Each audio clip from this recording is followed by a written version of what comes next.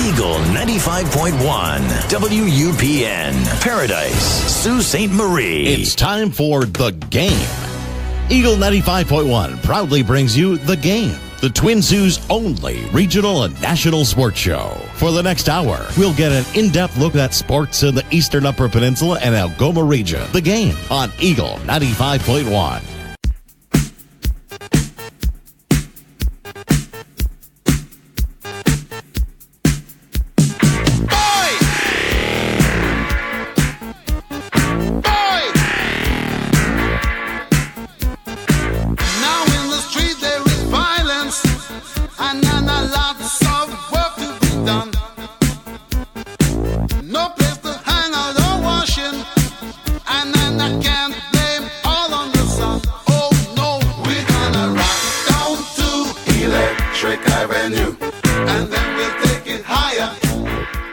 The Game Sports Show would like to thank an additional home to the Game Sports Show, Canadian franchise Boston Pizza. Boston Pizza, Sault Ste. Marie, located on 601 Great Northern Road, Sault Ste. Marie. Come in and join Boston Pizza for its numerous specials that are offered. After 9 p.m. daily, come in to Boston Pizza for $9 schooners, $4 rail drinks, and delicious food. Boston Pizza, Sault Ste. Marie, you're among friends. Greetings and salutations, and welcome to the Game Sports Show, February 8th edition, Thursday, live at Boston Pizza, Sault Ste. Marie. It's Dave McCaig here, and I'm going to have Dane Hancherow join me after the introduction portion, and I'm going to tell you more part of our agenda shortly here as I begin the show. We're here live at Boston Pizza, Sault Ste. Marie, as I mentioned. We're here after 9 p.m., which you know what that means. $4 bar rails, 32-ounce schooners, which is Canadian or Coors, or 30 to 40% off appetizers. And it's quite the lively atmosphere here in Boston Pizza, as always. It's always lively here at Boston Pizza. You got to come on down and check out this great atmosphere at Boston Pizza and enjoy some great beverages and some food, and obviously the deals I just stated to you. And the Game Sports Show would also like to give a shout out to additional sponsors. We got Sports Center Bar and Grill. We got the Salon. We have the Superior Pro Shop, North Shore Sports and Auto, and we have Discover the Canvas here in Sault Ste. Marie, Ontario, with the Wicked Sister and Pingator Cleaners in Sault Ste. Marie, Michigan. Scott Nason is our usual board operator here tonight. I want to give a special shout out to him, as he always does a great job. And I'm looking forward to yet another action-packed show here on the Game Sports Show. And where can you listen to previous episodes of the Game Sports Show? Well, I want to go through this right now with everybody, and I kind of want to stay, because everything is in full flight and all this big change that we've happened here in 2018. Obviously, you know, we have a show Monday across the river at the Wicked Sister from 6 until 7, which is live on 95.1, 7 to 8, which is pre-recorded, then put on after. Wednesdays, we're at Sports Center Bar and Grill at 9:30 to 10:30. Then, obviously, Thursdays here at Boston Pizza from 9:30 until 10:30, 11 o'clock area. Monday is where we talk about local sports, and then for the second hour, we get into local and professional sports. We're at Wednesdays at Sports Center. We have our famous In the Pocket segment. We have basketball, and we're going to have and introduce next week our newly incorporated roundtable discussion. We're going to have topics with all the panel hosts. We're just going to spit random topics and talk about in the world of sports. And then Thursdays here at Boston Pizza, obviously we have hockey, local hockey, professional as well, and we also have baseball when it is baseball season, and when there is baseball news, obviously, since it currently is the off season with that, so we've brought up some news with that as well. So those are the show layouts, as I've mentioned many times. However, in terms of listening to the show, last week we had an amazing show with Paul Maurice and Joe Bowen come on and stop on by the Game Sports Show. We did have the Ponomatic site, which was at snason.ponomatic.com, but now I want everyone to pay attention to this for ways to listen to the show. We are all over the place now. Our website is live at www.thegamesportshow.com, where each episode is laid out, and you can listen to the shows by clicking the link, and it will link you right to YouTube, which means you can listen to it on your phone or on your laptop. So we're now on a YouTube channel, which is under Scott Nason's YouTube channel for now. We will have a Game Sports Show channel in the coming weeks, but to simply go to our website, click on the episode of the day you want to listen to, if it's the Monday show, Wednesday, or the Thursday show here, and you get to listen to the show on YouTube. So that's the one way to listen to it. The second way, and the most suggested way, is we have our newly Podbean site. Podbean, the famous podcast site where likes of Joe Rogan and many other likes of high podcasters and celebrities have podcast pages. We now have a page on Podbean, and you can listen to it on the gamesportshow.podbean.com. Again, that's the gamesportshow.podbean.com. And simply, whenever a show is added, You can listen to a show, look at a show, whatever you like, and you can even get updates by simply following us, and we would like that. Please follow us on the Podbean page, and you'll get notifications each time a show comes on. Just in case you can't look on my Facebook or my social media or Boston Pizza's social media, you can have the show on your Podbean, which will pop up on your mobile phone, or you can have it pop up on the website where you can listen to it on YouTube. Now, I've had some issues in terms of with Podbean popping up. That is not the case. You can download the Podbean app. It is free of charge, no issue, and it comes right to your mobile phone. When you get to Wi-Fi, just open it in the app when you click the link to the show, and it'll open up in Podbean, and you can download the app from there. And that will be how you can listen to the show and search any podcast you like, but in particular, obviously, search the Game Sports Show. If you have any issues with that, don't hesitate to reach out to me on Facebook or through the Game Sports Show website, which will be connected to our email, which is thegamesportssm@gmail.com. Again, that's thegamesportsshow@gmail.com. And obviously on the email, you can ask us questions, you can just have a conversation with us, or that's where you're going to be answering trivia questions as well. Hopefully that made sense to everybody there. Like I said, any issues, reach out to myself, even Scott Nason, to get some further information if needed. Now, to the show tonight. Another action-packed show here at Boston Pizza, Sault Ste. Marie. And we got some guests coming in as well. We're going to have the introduction portion with me here, where I'm going to have the trivia question, so you don't want to miss that. But I'm going to have Laine Bertin stop on by, where he is doing coaching for the minor midget Soo Thunderbirds. And then Dane Hancherow is joining me for that interview as well. That's when Dane's going to come on in.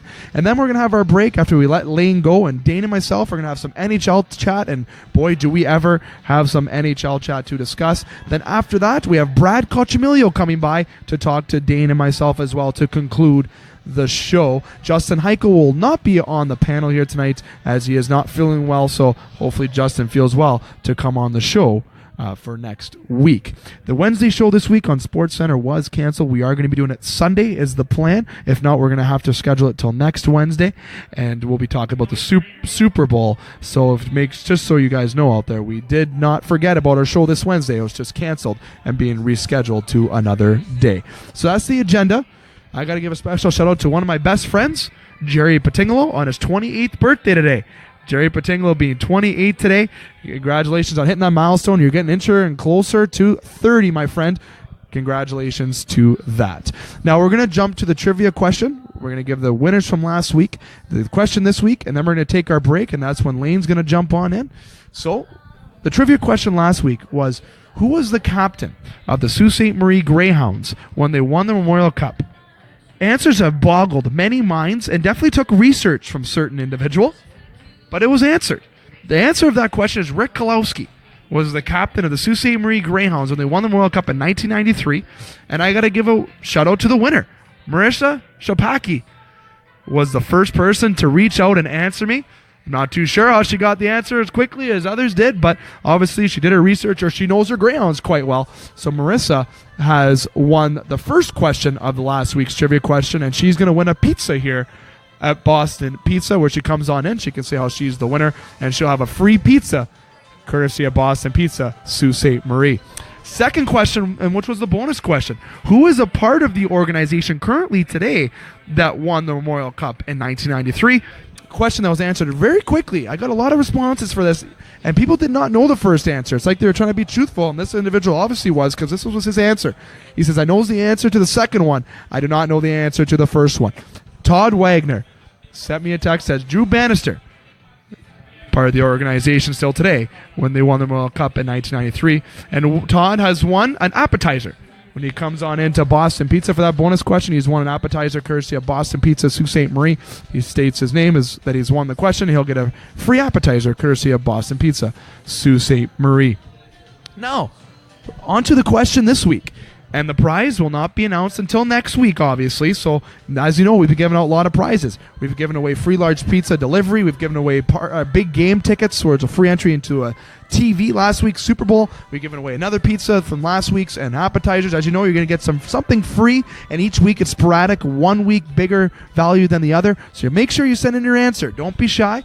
It doesn't matter if you listen to this at a later time, anytime. You never know, as you might be the winner. And the question this week is, how many options is on the Boston Pizza menu? Again, how many options are on the Boston Pizza menu? So that's options in terms of food and everything. And how many options are there on the Boston Pizza menu?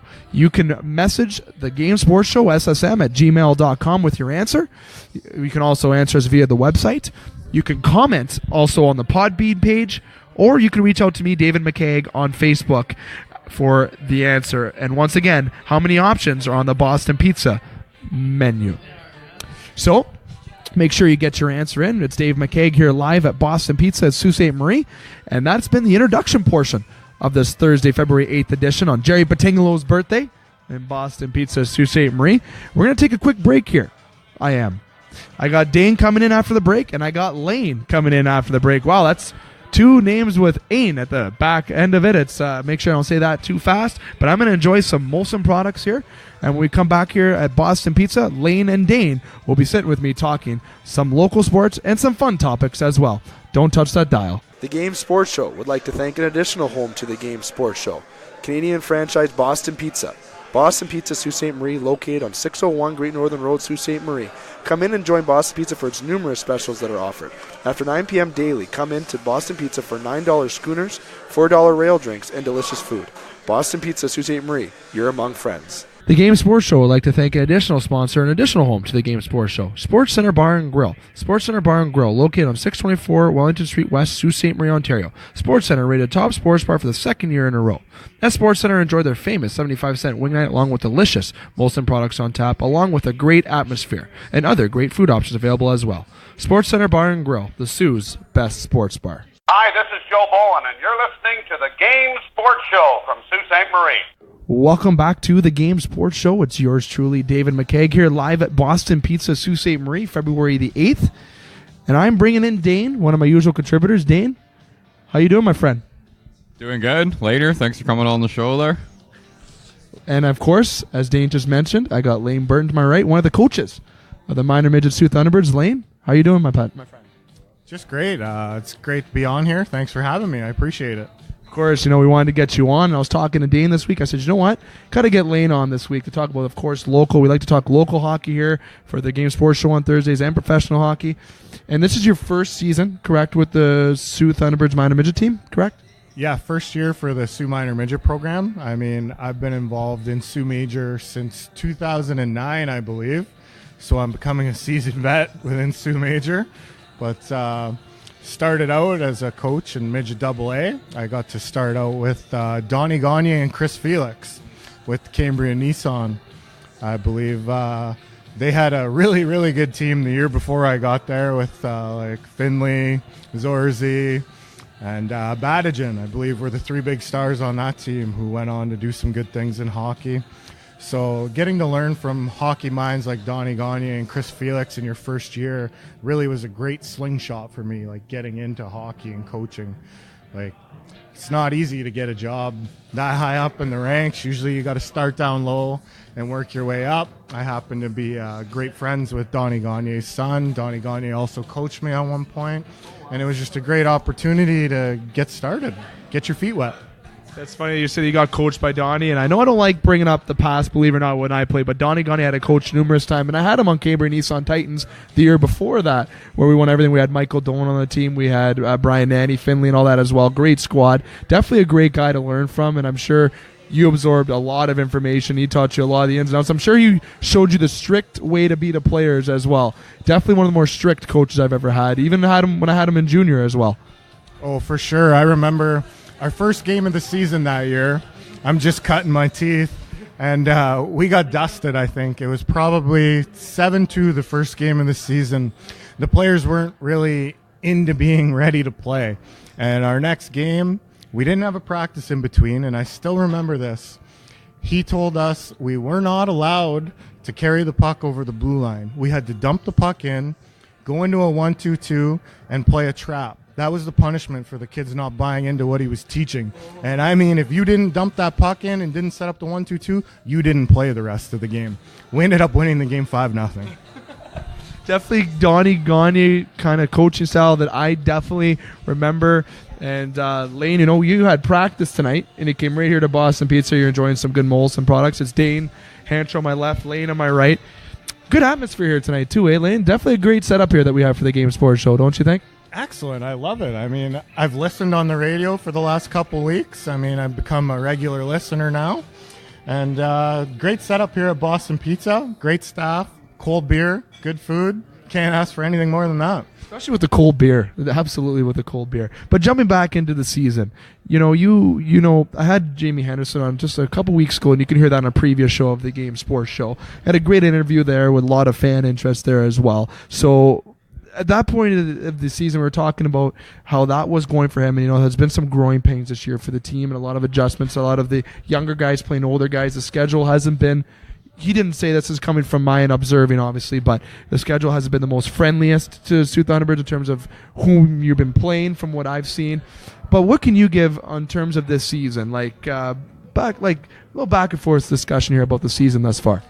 So basically for us is it was really tough for us to start out because we spent the entire summer trying to get the program going, building the foundation, making sure we had a league to play in. And I have to give all the credit to Jamie because he worked his behind off to make sure that this program got off the ground. I was busy at work.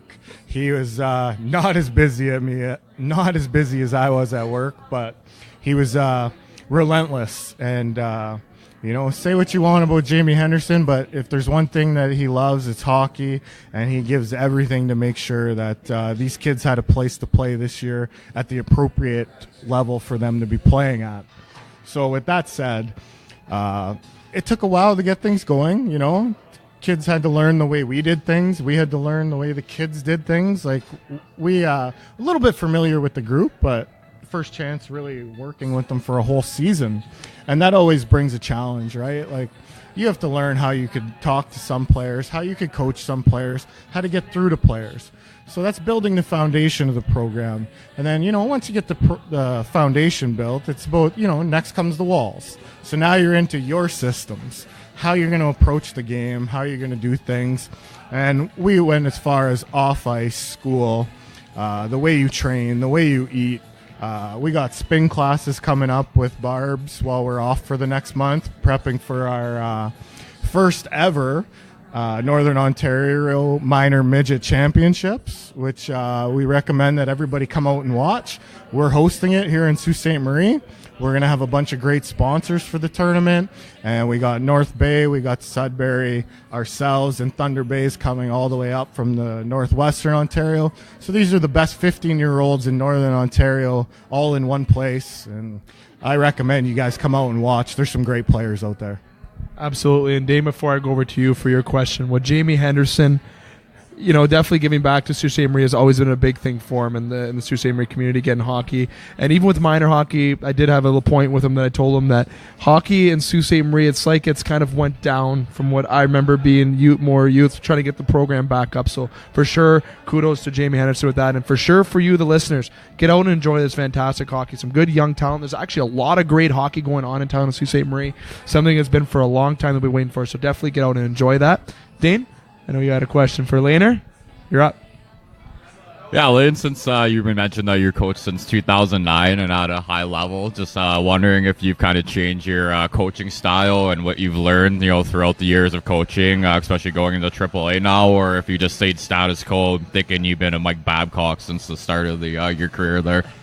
I like that joke. Threw a little jab at you there for the Mike Babcock. You guys must be related or something. We're pretty much related. And he knows that I've been a lifelong Wings fan, basically. Thanks for Babcock. Yeah, thanks for Babcock. I told him when he came here for the Jacobs tournament I wasn't happy with him. But that's a whole nother story. 25 years, Dane, we were in the playoffs for. 25 years. Yes. What did you say about his Oilers? Yeah. So as for Dane's question, it's basically the actual game of hockey, the evolution of the game is changing. You see it everywhere in the OHL, the NHL, at our level. You're seeing like new systems in place, different types of face-off plays. I know Jamie and I were watching the NHL while we were on a road trip one day, and there was a face-off play, and we both looked at each other and was like, whoa, like, let's rewind that. Check that out. And it was just a winger reverse with a center pop. It's beautiful, nice play, and we watched. They showed it in the intermission, And it was pretty wild that we picked up on it, and so did Glenn Healy and the boys. So like I was saying, like, you got to learn to deal with people and personalities on top of all the challenges of changing with the levels. Getting into the AAA level, it was not much different for me, because the last 2 years I spent with the Root River Ranger team that I had coached with. We had a minor midget team, but it was carded AA. It wasn't at the AAA level. A little bit less games. We played house league games inside the city, and then traveled and played in minor midget AA tournaments on the side. So the jump was a little bit less of an adjustment for myself. I mean, I've been with the kids at this 15 years age group for the last 9 years, I guess it would be. And through those experiences, like learning from different people, like I'd already mentioned, Donnie Gagne, Chris Felix, Richard Barsani, huge staple in the community for Soo Major hockey. I mean, I'm pretty sure the last time I checked, the Root River team in Soo Major has been established for 25 years, running strong.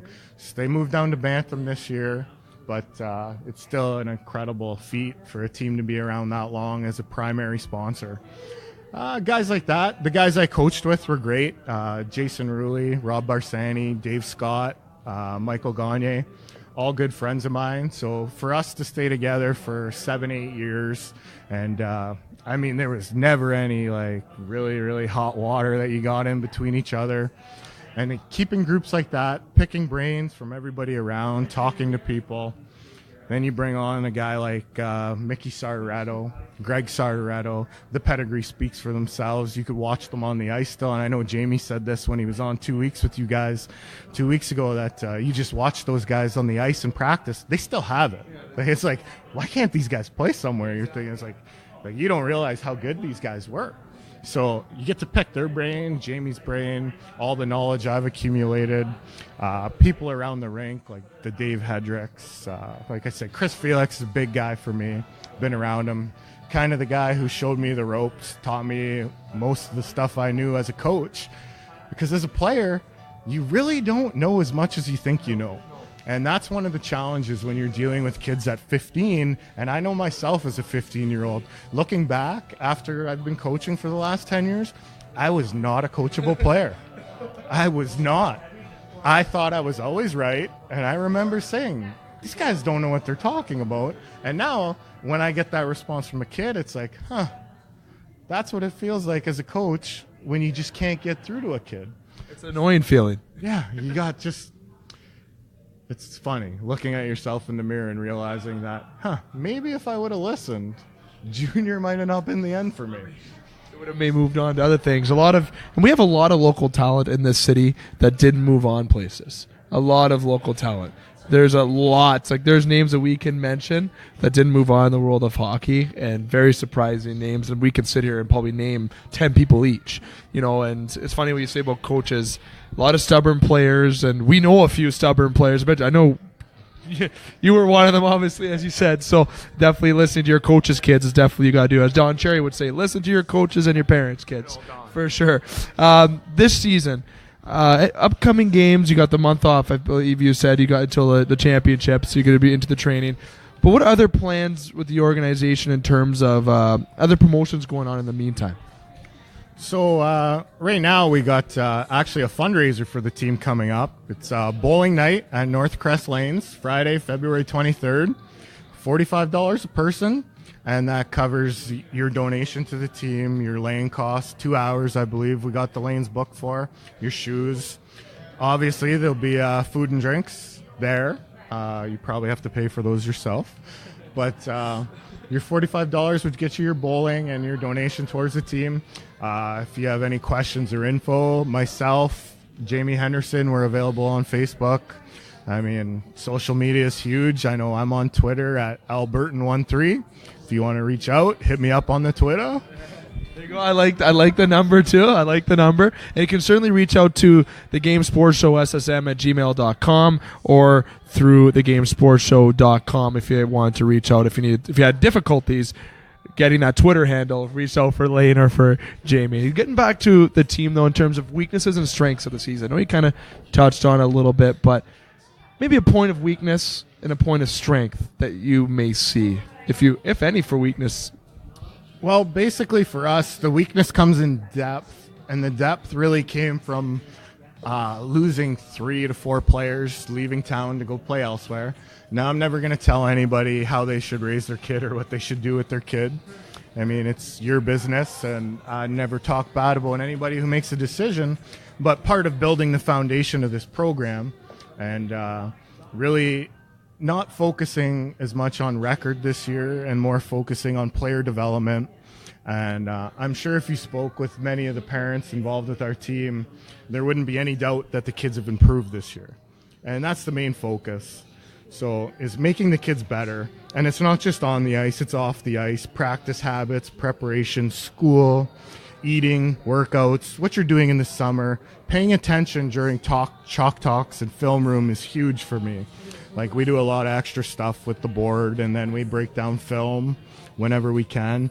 And, you know, if you want to be a good player, if you love the game, you want to get to the next level, those are the little details that you really have to hone in on.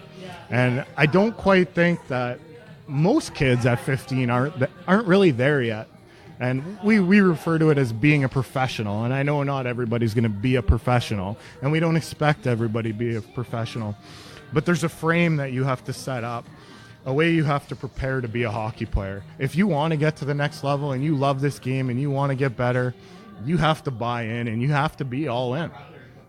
If you work hard, it's that old cliche, you know, you work hard work pays off, right? Doesn't come naturally unless you're like a Connor McDavid perhaps or a Sidney Crosby, but they obviously worked their way to get there as well. So hard work is for sure the big thing to get successful. For yourself, we're going to pull away from kind of the organization kind of things and we'll go back to that a little before we wrap up everything. But for yourself, you've been coaching for 9 years now is what you mentioned. Your goals in terms of coaching, does it remain locally or do you have aspirations to potentially move on in coaching? And I know I'm sure you'd love to coach the Red Wings or any kind of NHL team. Postseason, eh? Bring it back there. But for yourself in terms of coaching, the goals, are you mostly just stuck to being local for that? Right now, my main focus, and it's a big focus for me, I was a big part of bringing the minor midget age group to Soo Major at the AA level. And obviously now with Jamie, myself, Mickey, and Greg, a huge part in bringing the AAA to the Sault Ste. Marie in the minor midget age group. So for me, my laser focus right now is on this program. Everybody's focus between Jamie, myself, G, Mick, we're all focused on not only this year, next year, the year after. We're in it to build a program so that, like I said before, people aren't going to need to leave the Soo to try to get their kids noticed. We're building a program, and we're teaching the things that we believe that are going to get our kids from Sault Ste. Marie recognized here. If you're a hockey player, you're going to get noticed no matter where you are, and we just want it to be here. It's like what Angelo Bombacco said, and it's one of the most concrete things that sticks in my mind is the way I want to put it. It's probably a better word that I can use, but probably not on the spot. If you're a good enough hockey player, we can find you on an outdoor rink. That's exactly what he told my mentor, actually, and I was told, pass that on to me, and Angelo even told me that in person as well. That is so true, and coaches always say that. I'm sure you tell your players, you work hard, you get the success that you want.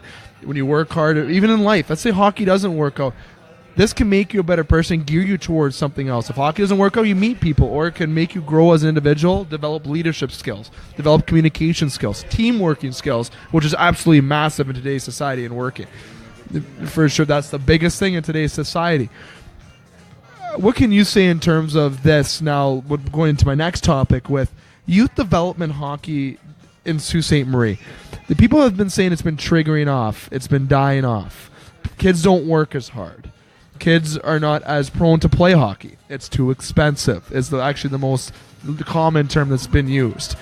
You know, and even the AAA program, you know, you have a program to run. There's fees, there's buses, there's hotels, you know, and sometimes you can't avoid the fees when it comes to that, obviously. But in terms of attracting them to that program and attracting them and trying to build the hockey back up, what do you think could be done on the Thunderbirds perspective, even the coaching perspective, or in general for Sault Ste. Marie for that? Well, when it comes down to the funds, it's it's almost unavoidable, sorry, at the AAA level. I mean, Jamie does a really good job with the budget, I feel. I'm pretty sure like every cent that is spent through the team is accounted for.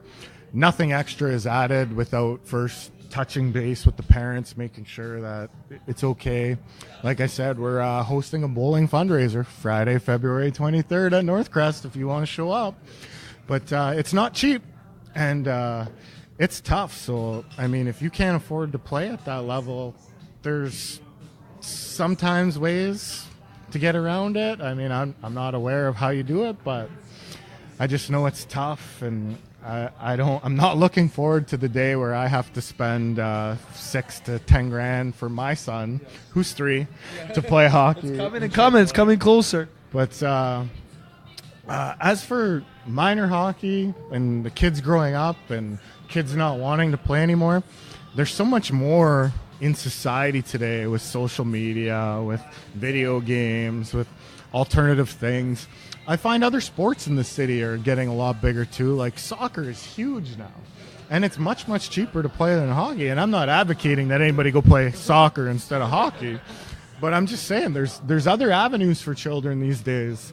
And I think right now in the city, in minor hockey, there's steps being taken to try to restore the luster of what Restore. That's the word of what Sault Ste. Marie hockey was and can still be. Like, it's not far off. It's just, I don't have to name names. I don't have to point fingers. I think everybody in the city knows that the leagues aren't what they used to be.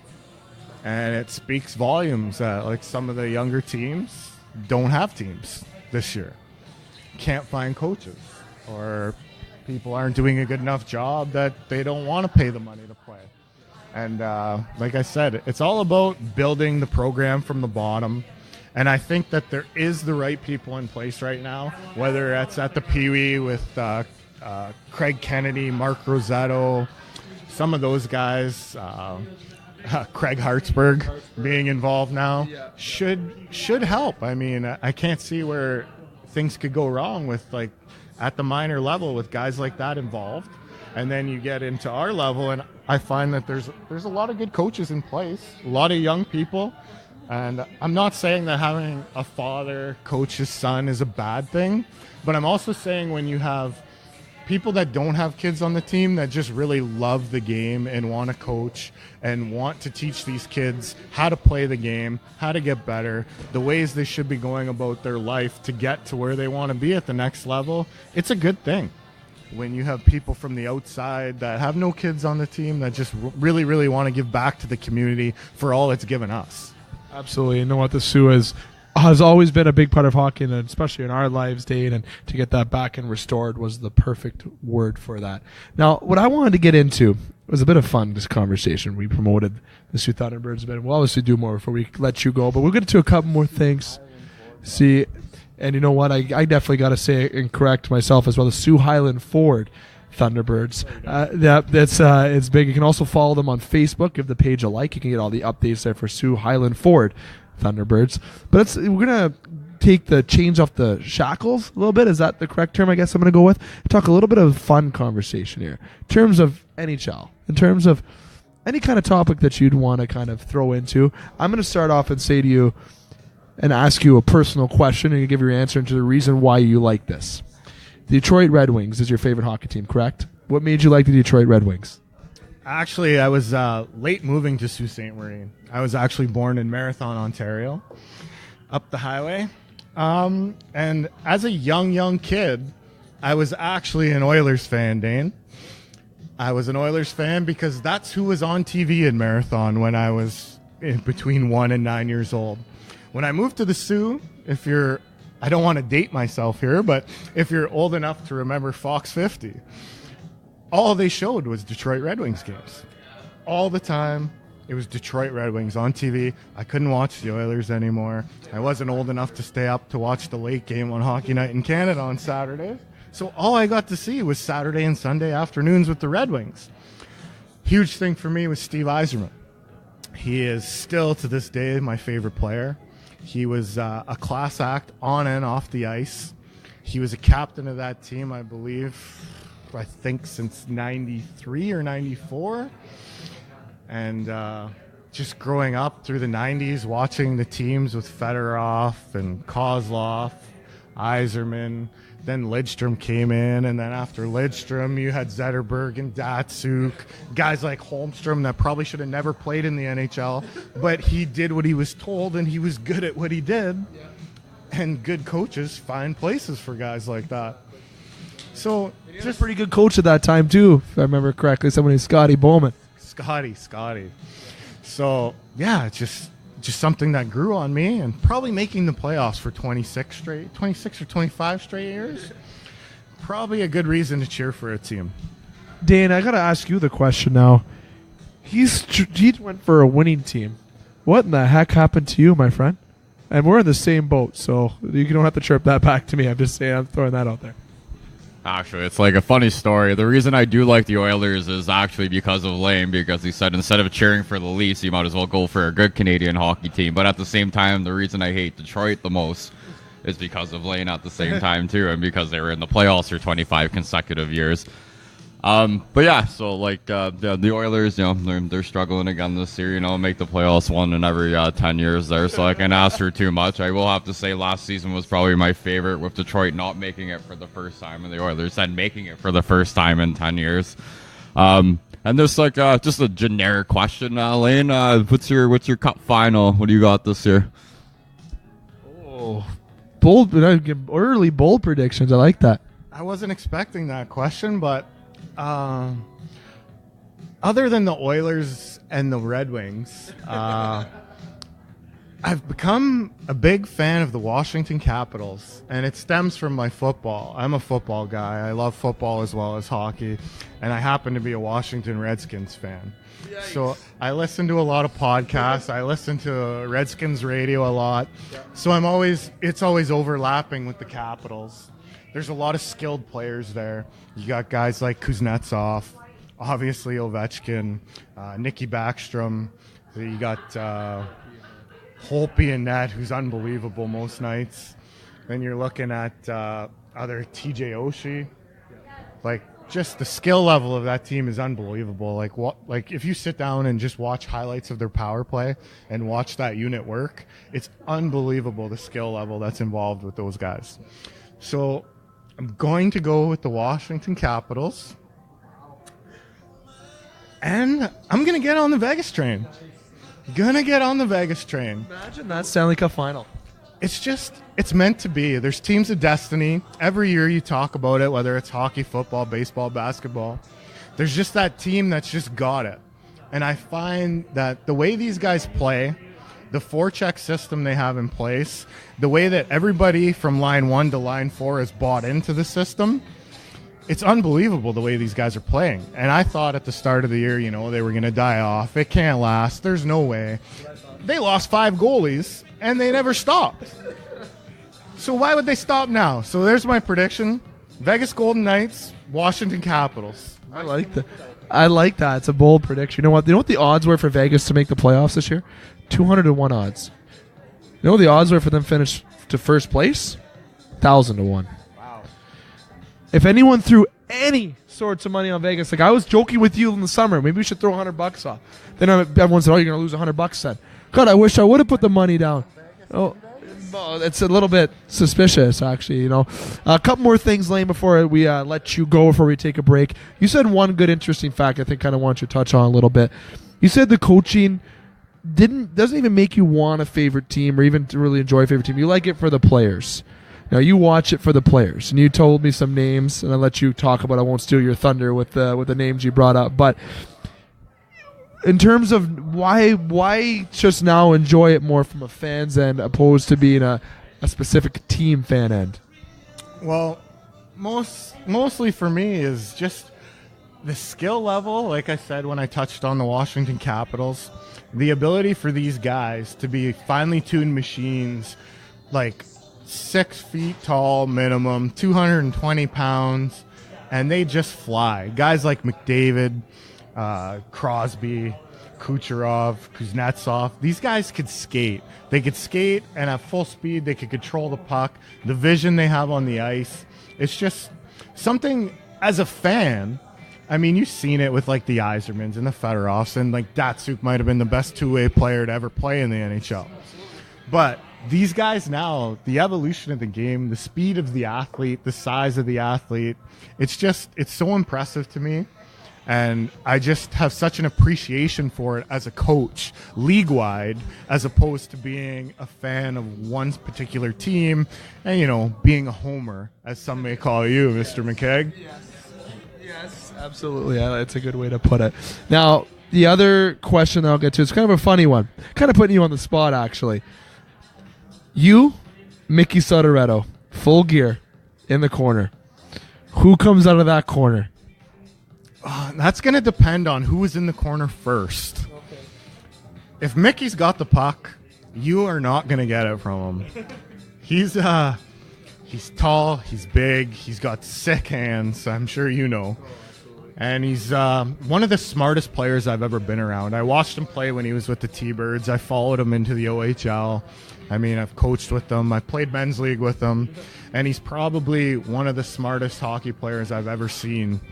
And that's saying something. So, I mean, I'm a big guy. I hold my own. And I don't know. I might have to give it to Mick. Oh, a little bit of honesty there. And, you know, for the Soo Highland Ford, Soo Thunderbirds, any additional comments you want to get back out there to the listeners before we let you go? Basically, like I said, we got the month off. So, well, not off. We're practicing. Today we ramped up practice pretty good this week.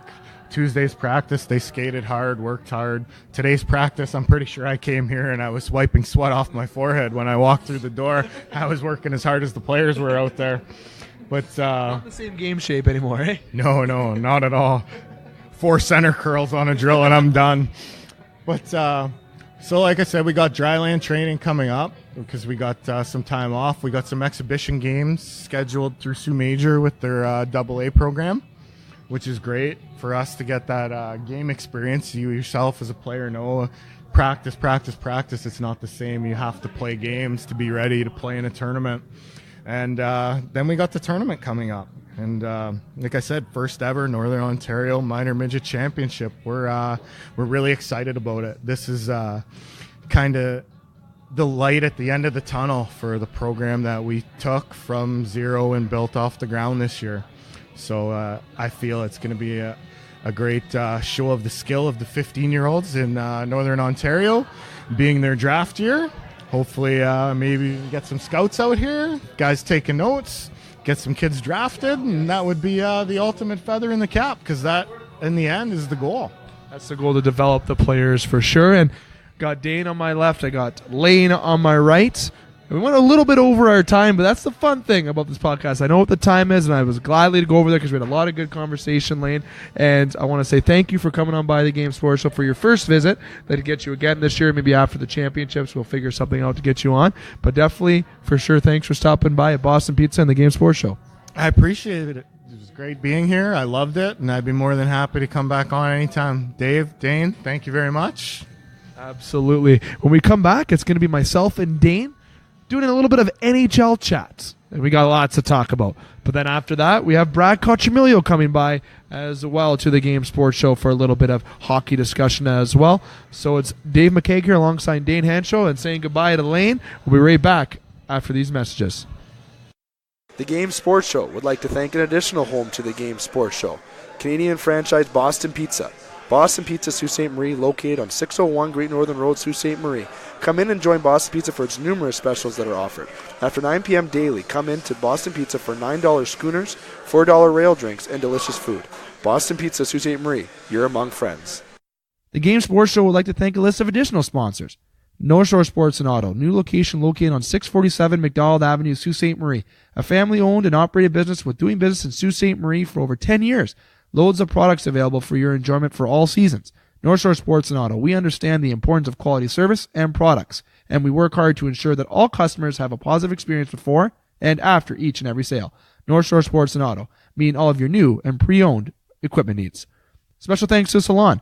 The Salon, located on 589 2nd Line East, Sault Ste. Marie, Ontario. Owned and operated by Mike Cuglietta. Book your appointment today at 705-941-9191 or via online at https://thesalonsoo.as.me-. The Salon, making the Soo beautiful, one haircut at a time. As well as a shout out to the Soo Pee Pro Shop. The Soo Pee Pro Shop, located inside the Community First Credit Union Soo Pee Arena on 285 Northern Avenue East, Sault Ste. Marie, Ontario. Owned and operated by Jeremy Paquin and ran by Larry Monroe. Soo Pee Pro Shop, for over 40 years, meet all of your skate sharpening, skate repair, and hockey needs. Also to Discover the Canvas. Discover the Canvas, located on 317 Wellington Street West, Sault Ste. Marie, Ontario. A beautiful new renovated building owned and operated by expert artist and Sioux native Katrina Thibodeau. Katrina taking her talents of the ink in Sault Ste. Marie and truly creating the best and most realistic art locally. Call Katrina today at 705-450-8099 or email her at discoverthecanvas@gmail.com to book your tattoo or consultation today. Thank you for tuning in to the Game Sports Show, broadcasting Thursday nights from Boston Pizza in Sault Ste. Marie, Ontario, and online at thegamesportshow.podbean.com. I hope you're enjoying the broadcast. Now, if you want to hear more of the Twin Sault's only local, regional, and national talk show involving the world of sports, I encourage you to visit our website, thegamesportshow.com. There you can hear a couple other broadcasts of the Game Sports Show. Monday nights, we do the game from the Wicked Sister on Ashman Street in downtown Sioux, Michigan, 6 to 7 o'clock on the radio. WUPN, Eagle 95.1 locally or online at radioeaglesioux.com. Now, the full 2-hour show can be heard on the podcast page of the game at thegamesportshow.podbean.com, or you can go to our YouTube channel. Just look for Scott Nason in that one, as yours truly, along with Dave McCaig and our weekly contributors, Butch Davis from the Telegram News and Butch on Sports, along with EJ Russell on the Team Wireless Hot Seat. We focus on local, regional, and national sports, including high school basketball and hockey, junior hockey, Laker athletics, and the Detroit sports scene. And Mr. Electric Avenue, Dave McCaig, also broadcasts a show on Wednesday night from Sports Center Bar and Grill in Sioux, Ontario, along with his regular contributors, Jamie Antonello, Justin Heichel, and Dane Hancherow. They focus on football with their In the Pocket segment, talking about the NFL along with basketball and the NBA and other sports, including tennis, golf, soccer, and the WWE. Once again, you can hear all three versions of the game at our website, thegamesportshow.com, or our podcast page, thegamesportshow.podbean.com. You can also find us on YouTube. Just look for the Scott Nason channel. And thank you for listening, and keep it locked here to the game for all your local, regional, and national sports talk that you just can't get enough of. And welcome back to the Game Sports Show here live at Boston Pizza, Sault Ste. Marie, Thursday, February the 8th. It's Dave McCaig here alongside Dane Hancherow on my left. I want to say thanks to Laine Bertin again for stopping on by to the Game Sports Show. I know he's in the background talking a little bit to Mitch, and he's having a couple of Molson products as well, so he's going to be observing our show. And, of course, everyone that's here at the bar here at Boston Pizza with a great atmosphere here is going to be observing the show as well. And if you missed in the introduction portion, the trivia question. How many options of the menu is on the Boston Pizza menu here at Sault Ste. Marie? How many total? Shoot me a message on Facebook at the Game Sports Show SSM@gmail.com or at www.thegamesportshow.com. You can reach us in a variety of ways, or even comment on the Podbean page to give us your answer. You know, Marisha Shapaki won a large pizza. You know, Todd Wagner won a free appetizer last week. So it might be you to win a prize of relevance to that, or even a bigger prize. You never know. Could be bigger. The prizes vary week from week, and we don't say the prize until we announce the winner on the following week. So make sure you submit your answer as soon as possible because you don't want to miss out. Dane, you and I here are going to talk about some NHL. There's lots of news in the NHL, and even jump into the Olympics. Opening ceremonies is around the corner. You know, if we're going to be fully watching the hockey side of the Olympics, it's definitely sure going to be interesting. But are you ready to jump into a little bit of NHL trade deadline, sir? A little bit of NHL talk. Oh, I am, buddy. Lots to talk about. And it's a little bit of a shame that Justin's not here tonight. You know, he took a sick day, but you know what? You and I are going to spearhead this NHL trade deadline. And we're going to continue this discussion from the last few weeks where we've had this discussion. And I want to start off hot. I just want to jump into the fire right away here. I want to jump in and say Rick Nash is on the open market. Honestly, a name that didn't cross my mind this year. Because, you know, maybe you thought the Rangers were going to be a playoff team perhaps, based on the team that they had and the goaltending phenom they have in net. Well, elderly phenom, may I say, and Henrik Lundqvist. But Rick Nash being traded, it almost seems like it's a certainty that's going to happen right now, don't you think? Yeah, you definitely got to think the Rangers are going to be sellers. They got a couple guys that I think they want to unload. I think Rick Nash is, I would say, almost for sure thing they're going to be moved. I think the only two teams that are desperately needing offense that are kind of in the playoff spot right now would be St. Louis and San Jose. If you look at the teams that are in the top 15 in scoring with goals for, they're already all in playoff spots. So, but there's so many snipers available right now. It seems like a lot of the snipers are coming from the bottom half teams. So Rick Nash is just one amongst many guys that are out there. So I feel like the market for these guys, there's so many of them right now. I think you're going to be able to get these guys for a little bit cheaper than usual because there is so many out there. So yeah, you got to I think St. Louis and San Jose are going to be out there looking for a guy like that. Hoffman, Nyquist, and Vander Kane are a couple other big guys that are going to be out there on the market. So look for St. Louis and San Jose to make any big moves offensively, and I think any of the other teams that are in a playoff spot are just going to be kind of looking to get ahead of the game there and kind of get that that other piece that's going to put them over the top. Absolutely. You know what? I like what you said about Rick Nash. You took the words right out of my mouth. I said St. Louis. It just seems like it'd be the perfect fit for him in St. Louis, getting that desperate forward help that they need. And you got Evander Kane and Nyquist and guys that are available. Apparently, Buffalo's asking the whole farm and your farm of picks for Kane. I heard rumors about multiple first-round picks and top prospects for Kane. The guy's a talent, but I don't think he's that big of a talent. I'd rather go the rental route and pay cheaper, as I feel that Rick Nash will not demand a huge trade value. I know he's a big guy, but I feel like his trade value is not going to be as big as a Ryan McDonough, who we're going to jump to in a second here, or Jack Johnson, or guys at defenseman. Because look at look at Larson and Taylor Hall trade. Look what the premium price was for a defenseman. Okay, it's more expensive for defensemen like that because they're rare find a day, opposed to a power forward right winger or left winger, either or, who is a big presence, which is kind of rare, big body like a JVR, but a lot more commodity to get a hot-sided right-hand defenseman. It's a bigger commodity for sure to get, or even a defenseman in general than it would be to get a forward for sure, but Rick Nash seems to fit that bill in terms of players that wanted. And when I heard the Leafs were involved, that makes no sense. Absolutely no sense to me, in my opinion. I feel like the forwards are fine, especially since we have JVR there. We have our big winger, who is our considered own rental guy. I feel like we can make another move to maybe bring in a fourth-line center in terms of Toronto, which I feel could be an upgrade over Dominic Moore. We know Kasperi Kapanen's doing fantastic. And a defenseman, obviously. And we're going to jump into the defensive side of things, which would be the majority of our topics for the trade deadline. Got Johnson, who's available from Columbus. You got Ryan McDonough from the Rangers. I'll let you kind of spearhead in terms of guys and their contracts, even potential destinations. Yeah, so obviously, as for every year, there's going to be less big-name defensemen available over the over forwards. And like I said, there's so many forwards available in this year's trade deadline market. So like I said, they should be pretty cheap. But when it comes back to defensemen, yeah, Jack Johnson seems like a for sure thing to be dealt. Mike Green, Branson. McDonough's kind of like, he's the funny kind of guy. They're like, he has another year on his contract, only $4.7 million. But like, if New York's they don't have to trade him this year, right? No. So they have another year to kind of play with him, and generally, you can get a little bit more during the off season. Maybe trade him at the draft or something like that. I know everybody wants to at least trade for that big defenseman. You know what? Like, it depends what they want for McDonough. I think, obviously, you're gonna have to give away Nylander or Marner for McDonough. Maybe you go for a guy for Jack Johnson, a short term, just a rental player. I think you could probably get Jack Johnson for a second round pick. I would think, or second round pick and a prospect. Like I said, depends what the market is for defensemen. Mike Green, I think Mike Green's going to go to Tampa. I think Tampa's going to try to, they're going to try to go big all in. They're Stanley Cup favorites right now. I think that's a guy that would put them over the top. There's some teams that are obviously probably looking for, a power play quarterback to run their power play, and Mike Green's a perfect option for that.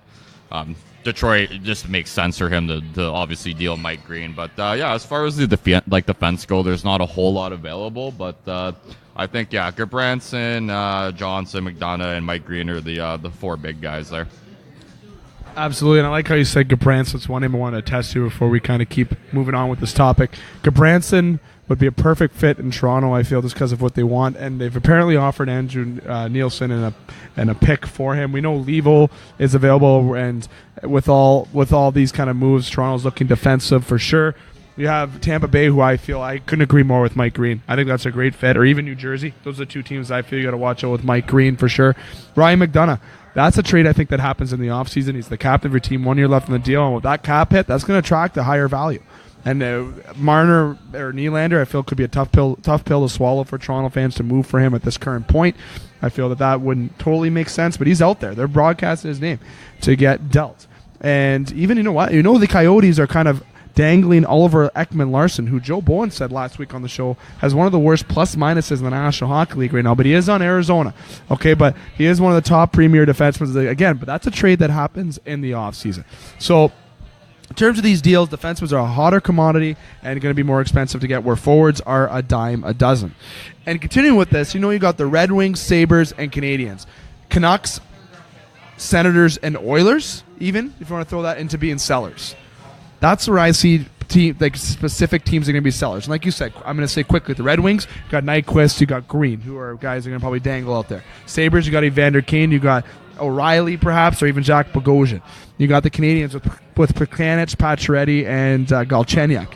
Senators, you got Hoffman, not Carlson, but you got Hoffman, and that's pretty much the only name they're kind of really dangling. I feel they can trade anybody but big premier names. Canucks, you know what? I feel the Sedin twins. People disagree, but I feel, even though they want to say, I feel like that's a name, even though it's a multi-package deal. It's kind of one of those deals that New Jersey can pan out.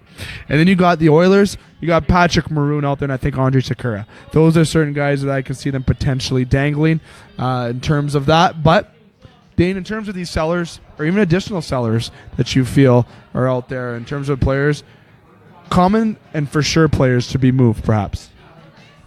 Oh, I think I mentioned most of them.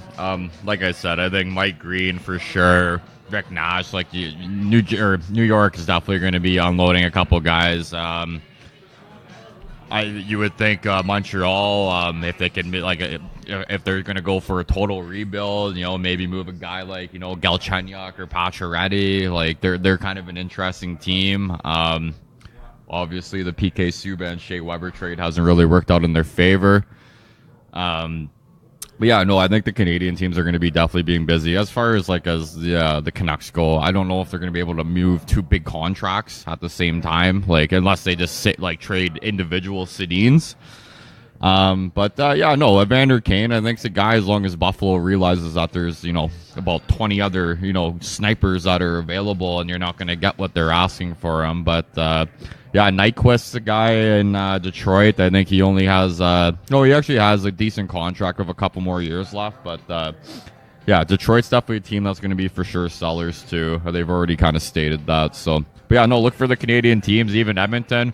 There's rumors about them trying to re-sign Pat Maroon, which I'd be all right with if we could move Milan Lucic, because he's kind of a bum right now.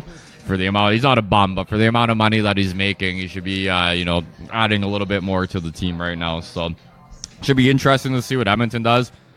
Peter Chiarelli, not my favorite guy right now. He's kind of really hurt us in the trade market based on the fact that he's given out so many no trade clauses to some of our players. It's not just Chiarelli. It was with even I'm having a brain fart with our old GM there. Can't even remember his name. No, not McTavish. McTavish and the guy before that. I think he signed Clefbaum. But anyways, so Tambellini, Steve Tambellini. Yeah, so, and where's he these days? Not working. So I think the Canadian teams will be pretty busy. For sure, and one of the more exciting Canadian teams I'm excited to see the deadline is not even the Leafs, because I feel like they're just going to make certain hockey moves, make themselves better, but the Winnipeg Jets, they've never been active at the deadline. Cheryl Dayoff has always been a guy to keep back, and Paul Maurice stated when he was on the Game Sports Show last week. You can listen to that show on Podbean or on YouTube on our channel, but simply, Paul Maurice stated how the Jets, his wish list. You first heard it on the Game Sports Show. It hasn't been said on any other sports outlet. It's been said his wish list, what he wants. And you know what? He wouldn't mind adding some depth. And he wouldn't mind. He knows the D-core is fantastic. He stated his goaltending is pretty stable. It is adding that depth and even a top 6 forward if necessary, which kind of makes me wonder if Rick Nash could be on that list as well, in terms of that if they want that top 6 guy to be in Winnipeg. I think that'd be a great fit in Winnipeg, and I'm hope that they are active for sure. Moving on from the deadline to a kind of other things. We're always going to get into the deadline, leading up to the trade deadline, Dane, myself, and Justin as well when he is here. The Boston Bruins is a team that I can't believe is doing as hot as they are right now. It's unbelievable. And kudos to the Boston Bruins. They are looking so hot right now. The Bruins must be for real right now. This team must be for real. I know every team is kind of counting on a kind of a setback. It doesn't seem like it's going to happen anytime soon. Yeah, just want the fans out there to disregard my last Eastern Conference matchup. I completely take that back. I really like the Boston Bruins. The emergence of Charlie McAvoy, it's been a stud on the defense there. Got Torrey Krug. Zdeno Chara looks like he's the same guy he was about 5 years ago, going to Cup Finals there.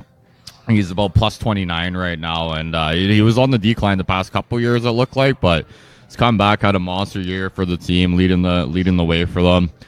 Pasternak, Bergeron, Marchand, the regular guys up front. They got some good young guys with like Jake DeBrusk up there that are really playing good hockey this year. So things are looking good in Boston, and they're the hottest team in the NHL right now. So watch out, Eastern Conference, and watch out Tampa Bay, because I think they're coming for your top spot in the Eastern Conference there.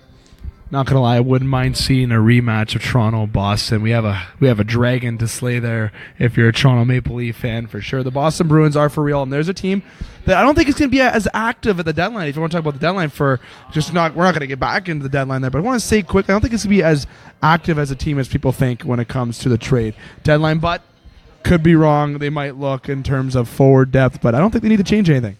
Like the Bruins? Yeah, well, I think if you look at a lot of their young prospects, they've already kind of made the team. So I don't know how deep their prospect pool is to really make any moves. I see them maybe making some minor depth trades for like maybe a bottom 6 kind of forward. But if you look at it, a lot of their young guys have already kind of stepped up and made the team and have became really good NHLers in their first, second kind of season. So I don't foresee Boston being overly too busy.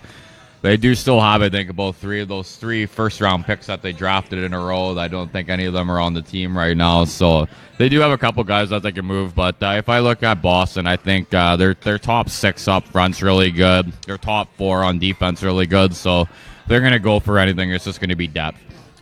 Absolutely. Boston Bruins, though, I still want that first-round matchup between the Maple Leafs. If it's a second-round matchup, I'd be fine with that as well, though. Quickly, speaking about the Leafs, we're going to get into Leafs talk here, and quickly with our Olympic points before we have our multiple-choice segment and take our break. And, of course, welcome Brad Cochamilio on the show, who just walked in the door. The Leafs, big shootout win last night against the Predators. Freddie stood tall. Got chanted from the Leaf fans. Made me look back into the past when they chanted Eddie, when they chanted Cujo. It's fantastic. And Anderson made a big save on Johansson at the end that almost wouldn't have caused overtime. If he wouldn't have stretched out and looked like he pulled his groin from stretching halfway across the crease, overtime and a shootout wouldn't have happened. So the big win against the Predators. And the Leafs have been, relying on Freddie a whole lot, who had an injury scare against Anaheim. But McElhinney went in, let one goal in, but McElhinney looked solid. He looked solid. Every time he's went in relief before, look at last year against Pittsburgh. He helped us clinch that playoff spot to get into the playoffs. So Curtis McElhinney went in, and it was a very exciting game against Anaheim. Very exciting game. Nashville, seeing that decor, Subban, Yossi, Ellis, Ekholm, among company. Comparing it up to what Toronto has on D, not saying they're awful on D, not saying anything. From a professional standpoint, saying that D, comparing it to what the Nashville Predators have on the back end, is not as good as what Nashville has. Freddie Anderson was a big focal point of why the Leafs won that game, and they've got some good wins under their belt. They're secure in terms of their division right now. And with the Leafs having that spot, they're a little bit ahead of the Red Wings right now. Not just a little bit. They're really ahead of the Wings. You know, the top 3 teams from each division make the playoffs. Kasperi Kapanen is looking fantastic. The guy's a little bullet out there. I love the fit. I think he's great in Toronto. I hope he isn't a part of trades, but I'm sure there's teams that want him. And, you know, you got Levo, you got Shostakov and Reichel, who are apparently ready to play in the National Hockey League that want out. You got Andrew Nielsen and Carrick. You got their first-round pick able to dangle. After watching these games, it seems that Toronto definitely needs to improve that back end. How long have I been saying that for? It's been a year. I say it almost every week on the show. That back end needs improvement. It needs improvement. Everybody knows that. We know what Babcock's wish list is. We know it's a fourth-line center, and we know it's a defenseman. We know that's if he can bring in 10 more players, he probably would do that. But he's confident with his forward crew. He's been pretty confident. He hasn't been as publicly confident about his decor as he says. He just says how they get the job done. I think Gabranson, guys that we talk about, are good fits. But Toronto so far, good to see him on a roll there. But they definitely need to be active and looking towards the defensive side to improve. Yeah, I think one of the biggest things with the Leafs this year is, you got to look at the play of Freddie and McElhinney. You know, you're getting really good games out of your backup goaltender. And at the same time, I think it's easy to play right now when you have a 12, 13-point lead on the next team behind you. And are you going to catch Tampa or Boston? Probably not. So, you know, I think they're sitting comfortably in third. There's no nerves. You just go out there and play your game. And, so I think that's, you know, a big part of why they've been successful, especially with kind of a little bit of a younger team. They also obviously have veterans up there, but they're big names. They're mostly younger guys. But I feel like the pressure hasn't been on them for most of the season, where they've been just able to perform and play the way they should be playing. You know what I mean? With, you know, I think Florida and, the Detroit are so far behind them right now, and I think it's a two-headed horse race for first place in the East with Tampa and Boston right now. So I think Toronto's going to be in third. Bold prediction. Where'd you come up with that one? I don't know. But with the Leafs in general, improve that back end. It's going to be the best thing for this team going forward. Get into a hopeful long playoff run. It's going to be tough when they get in that second round if it's against Tampa or Boston. And to even get through that first round, it's Tampa or Boston. It's going to look like it's going to be. So improve that back end, because the way they match up against Boston and Tampa's back end right now, the emergence of McAvoy in Boston and with the players in Tampa, and especially some players they may add at the deadline, both teams, they need to make some moves without sacrificing too much of the future, as we say countless times. Quickly, Dane, 2 things before we take our break and we get Brad on the show here. Olympic talk. Ceremony is just starting around at 5 a.m. tomorrow. The hockey part, though, we're going to jump into. You excited? I'm excited to watch. I know McDavid, Crosby, and the fellas are not there for Team Canada. You don't get to see all the different nations combined, but you know you got pretty good talent there, as we discussed on a previous episode of the Game Sports Show. Looking forward to watching the hockey portion of the Olympics and the Olympics in general. Yeah, the Spangler Cup goes to the Olympics, you know. I always like watching the Spangler Cup and the cool European arenas that they play in, you know, with like the little wooden roofs and all that. So, yeah, no, you know what? At the end of the day, I'm still going to watch it, whether, you know, McDavid, Crosby, or whoever's there. No, I think it's just going to be kind of interesting to watch, especially with the European teams, with, you know, all like their big kind of guys, like the guys that don't play in the NHL. Like Russia, I think, has to be the favorite, or whatever you're going to call the Russia team, the players of Russia, or the athletes of Russia. So, but yeah, no, I'm going to tune in for sure. You know, it's the Olympics. It's the biggest stage. And you know what? We might not have the best players going there, but it's just should still be fun to watch. One thing I got to say quickly, they had mixed curling start first, and that caught me off guard. But, you know, I definitely still going to watch that. It's going to be big to watch, even the hockey. I'm excited to see some of the guys who might get NHL second chances next year from this. There's guys out there. One name that I'm surprised, Jerome McGinley not going. Maybe he's working out something in the NHL. I'm not sure. But I would wish that was someone you could have saw the goal there. It would have been cool to see Jerome put on the Canada jersey one more time. But to see the guys get a second chance, maybe to show themselves, because maybe next year these guys can get back into the National Hockey League. As you know, the National Hockey League's got far more competitive, especially from a forward standpoint as well. So it'd be good and exciting this Olympics. But as I said, I like that Swedish team. I'm most forward definitely watching that Swedish team. I think they're going to put some good players on the ice. Dane, you and I are going to do the multiple choice segment. We usually don't do it in terms of unless we have a third guy. With Justin not being here today, Justin having his sick day, you and I are going to spearhead the multiple choice segment. And we have a couple questions we're going to ask. Simply give your answer. And if you don't know what the multiple choice segment is, well, this is trademarked, but the quiz on TSN, it's not the quiz on TSN. But we follow a similar format in terms of multiple choice segment where we ask a question, give you answers to possibly answer with, and you choose the one that best suits your answer. So, the first question. Alex Burrows a 10-game suspension. Is this enough games? Yes, no, or are you surprised? Yeah, I think after the couple episodes that he's had, I think he's only been suspended once for a hit on Emmeline a couple years back. Then he bit Patrice Bergeron's finger in the playoffs, and he's got a couple fines. So, you know what? You got to eliminate any headshots or any kind of, protection against the players, especially when it comes to the head. And you know what? You can come with any excuse in the world, and he tried. I think he knew what he was doing, and it was a couple times, and he just went psychopath pretty much on Taylor Hall. I don't think he was really using his head. So, yeah, I think 10 games is justified. Absolutely. I'm going to go with the sweep on that. Said yes is definitely enough. I was actually surprised on end that the NHL actually gave him 10, though. But, yes, that is definitely enough games. A couple more questions, Dane. Which has been the teams that we've seen to this current point? Which team has the best prospect pool? Tampa, Toronto, Coyotes, or get this, first time ever on the multiple choice segment, you can give an other. Because I know there's some teams I know you might gear towards more. And I'm going to answer and go first. I'm going to go with the Tampa Bay Lightning.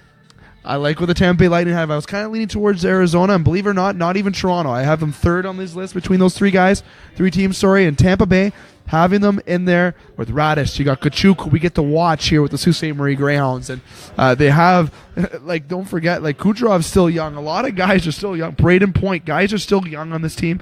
In Toronto, you got Matthews, Martin, and Nylander, obviously, and they got a deep AHL pool, so you can't count them out. But with Arizona having Domi and Strome and different guys in there, they obviously have it. But I got to go with Tampa Bay, and that's all I'm going to say about it. You're up. If you want to go by the definition of prospect, players that are still playing in junior or in the AHL, I'm going to go with the Philadelphia Flyers. They have the two best prospect goalies with Stolars and Carter Hart, and I think Carter Hart's going to be wild. I think he's going to be not quite Carey Price, but the next big good NHL goalie to kind of come up. They got Morgan Frost and then Nolan Patrick also, two really good offensive players. I'd put Tampa at second for sure with Kachuk, Radish, and Mikhail Sergachev. So, and for your Leafs, all their good guys are already in the show at this point. They have nothing in their farm system.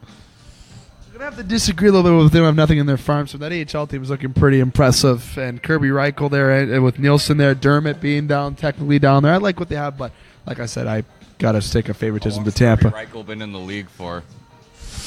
Good point. Former first-round pick of the Columbus Blue Jackets. Last question. Predict the most active team at the deadline between these teams. Jets, Leafs, Knights, Pens, Blues. The Pens are always active at the deadline. I think the Blues will. I'm going to go with the Pens for my answer. And then the Knights are either not going to make a move or they're going to make a bunch of moves. This is a really awkward position because I don't think they really thought they were going to be in the spot that they are in right now. I'm going to go with, and this is a surprise one, I was leaning towards the Blues, but you know what? I'm going to go with the Winnipeg Jets. I'm going to go with bold statement with Kevin Cheveldayoff, the guy who doesn't make any moves ever at deadline or free agency much. But I feel like he's going to give Paul Maurice, who stated, as you said last week, Paul, his wish list. I feel like he's going to give him that top six, that bottom six forward as well, and add a little bit of depth in there.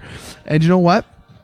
Maybe Steve Mason's on the move and they're bringing another backup goaltender. I don't know. I kind of have a feeling about the Jets right now, and I'm going to stick with that. If I'm a betting man on the Blues, but I got to say the Winnipeg Jets. Well, Dane, we're going to take a break. When we come back, we're going to get Brad Kochmila to come on. We're going to talk local sports. We're going to talk professional sports. And we're even going to give our power rankings for the NHL, the top 5 power rankings from ourselves, but also from Brad's point of view before we conclude tonight's show here at Boston Pizza. Dave McCaig alongside Dane Hancherow. We're going to take our break. When we come back, Brad Kochmila joins us on the game. Don't touch that dial. The Game Sports Show would like to thank an additional home to the Game Sports Show, Canadian franchise Boston Pizza. Boston Pizza, Sault Ste. Marie, located on 601 Great Northern Road, Sault Ste. Marie. Come in and join Boston Pizza for its numerous specials that are offered. After 9 p.m. daily, come in to Boston Pizza for $9 schooners, $4 rail drinks, and delicious food. Boston Pizza, Sault Ste. Marie, you're among friends.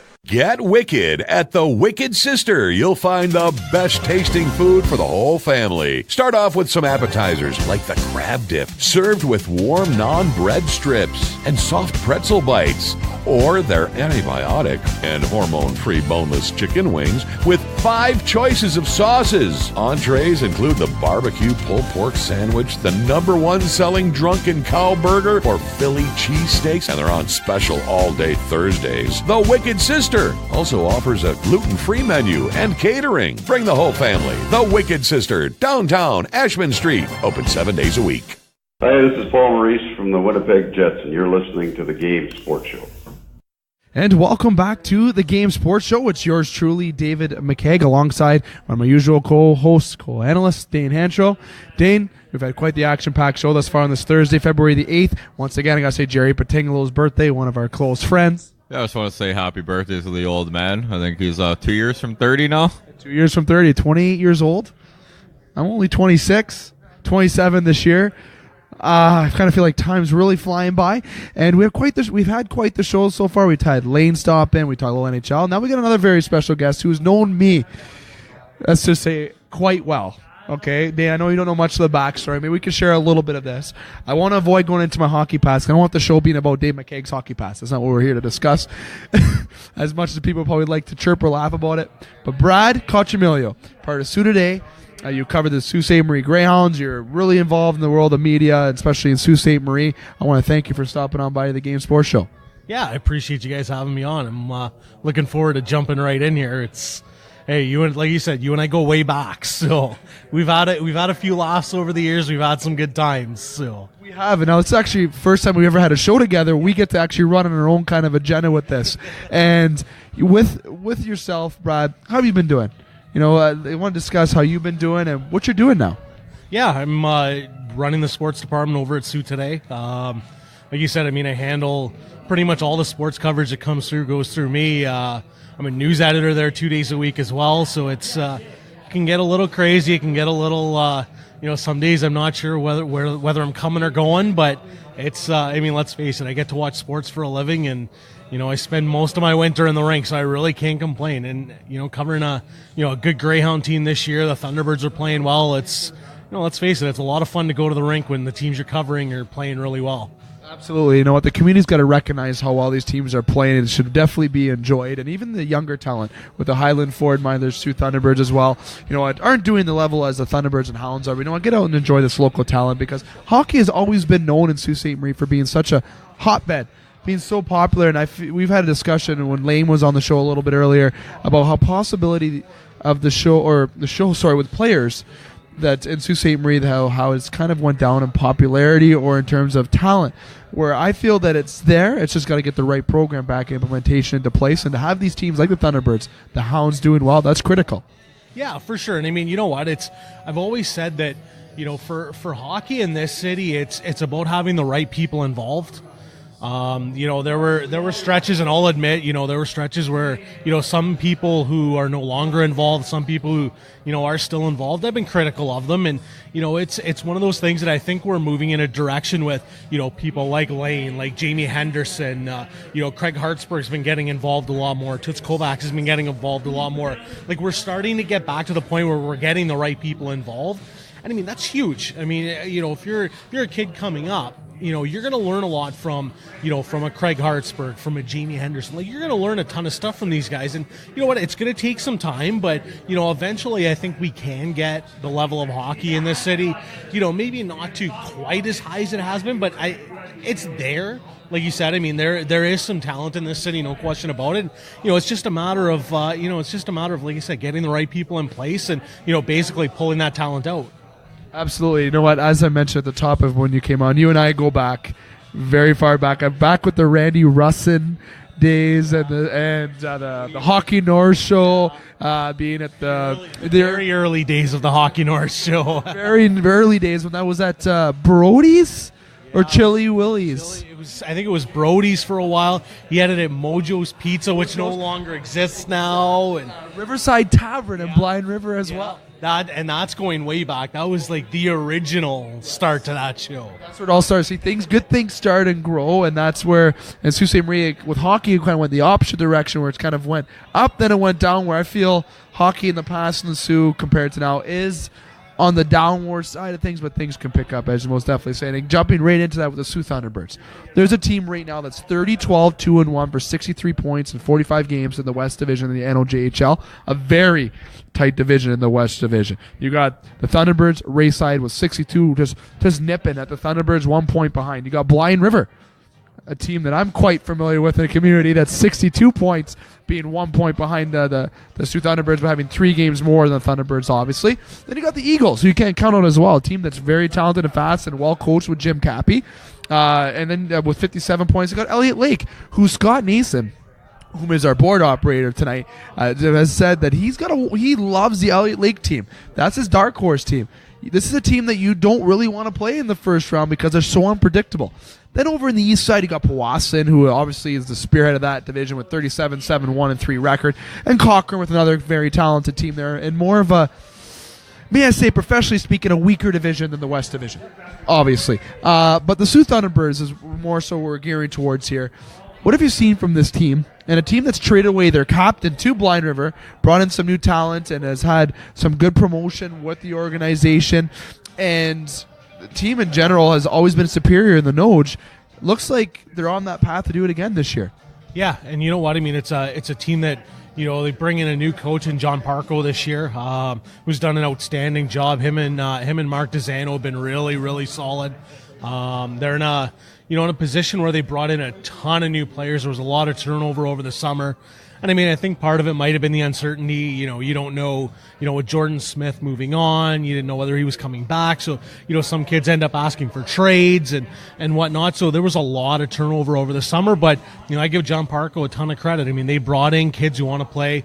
For John, great idea. When we mentioned his name earlier, is bringing in a guy like Toots Kovacs on his coaching staff as well, which was huge. And I mean, let's face it. I mean, I know Toots very well as I do, and he's one of those guys that you could see why players want to play for him. I mean, he's just the type of guy that I can understand that you're going to learn a ton from him, and you're going to enjoy playing for him. And you could see that this year. I mean, they're in a position where they're playing good hockey, and even for a young team with so many new faces, it's just it's been fun to watch. I mean, they're a team that's maybe we didn't expect to be as good just because there was so much uncertainty, and they've come out and surprised a few people and have played extremely well. Absolutely. And you know what? They play this Friday, February the 9th, at the good old Polar Stadium in Sault Ste. Marie, Michigan, the border rivalry as well. Then you also got them coming back for a part of a home against the Eagles.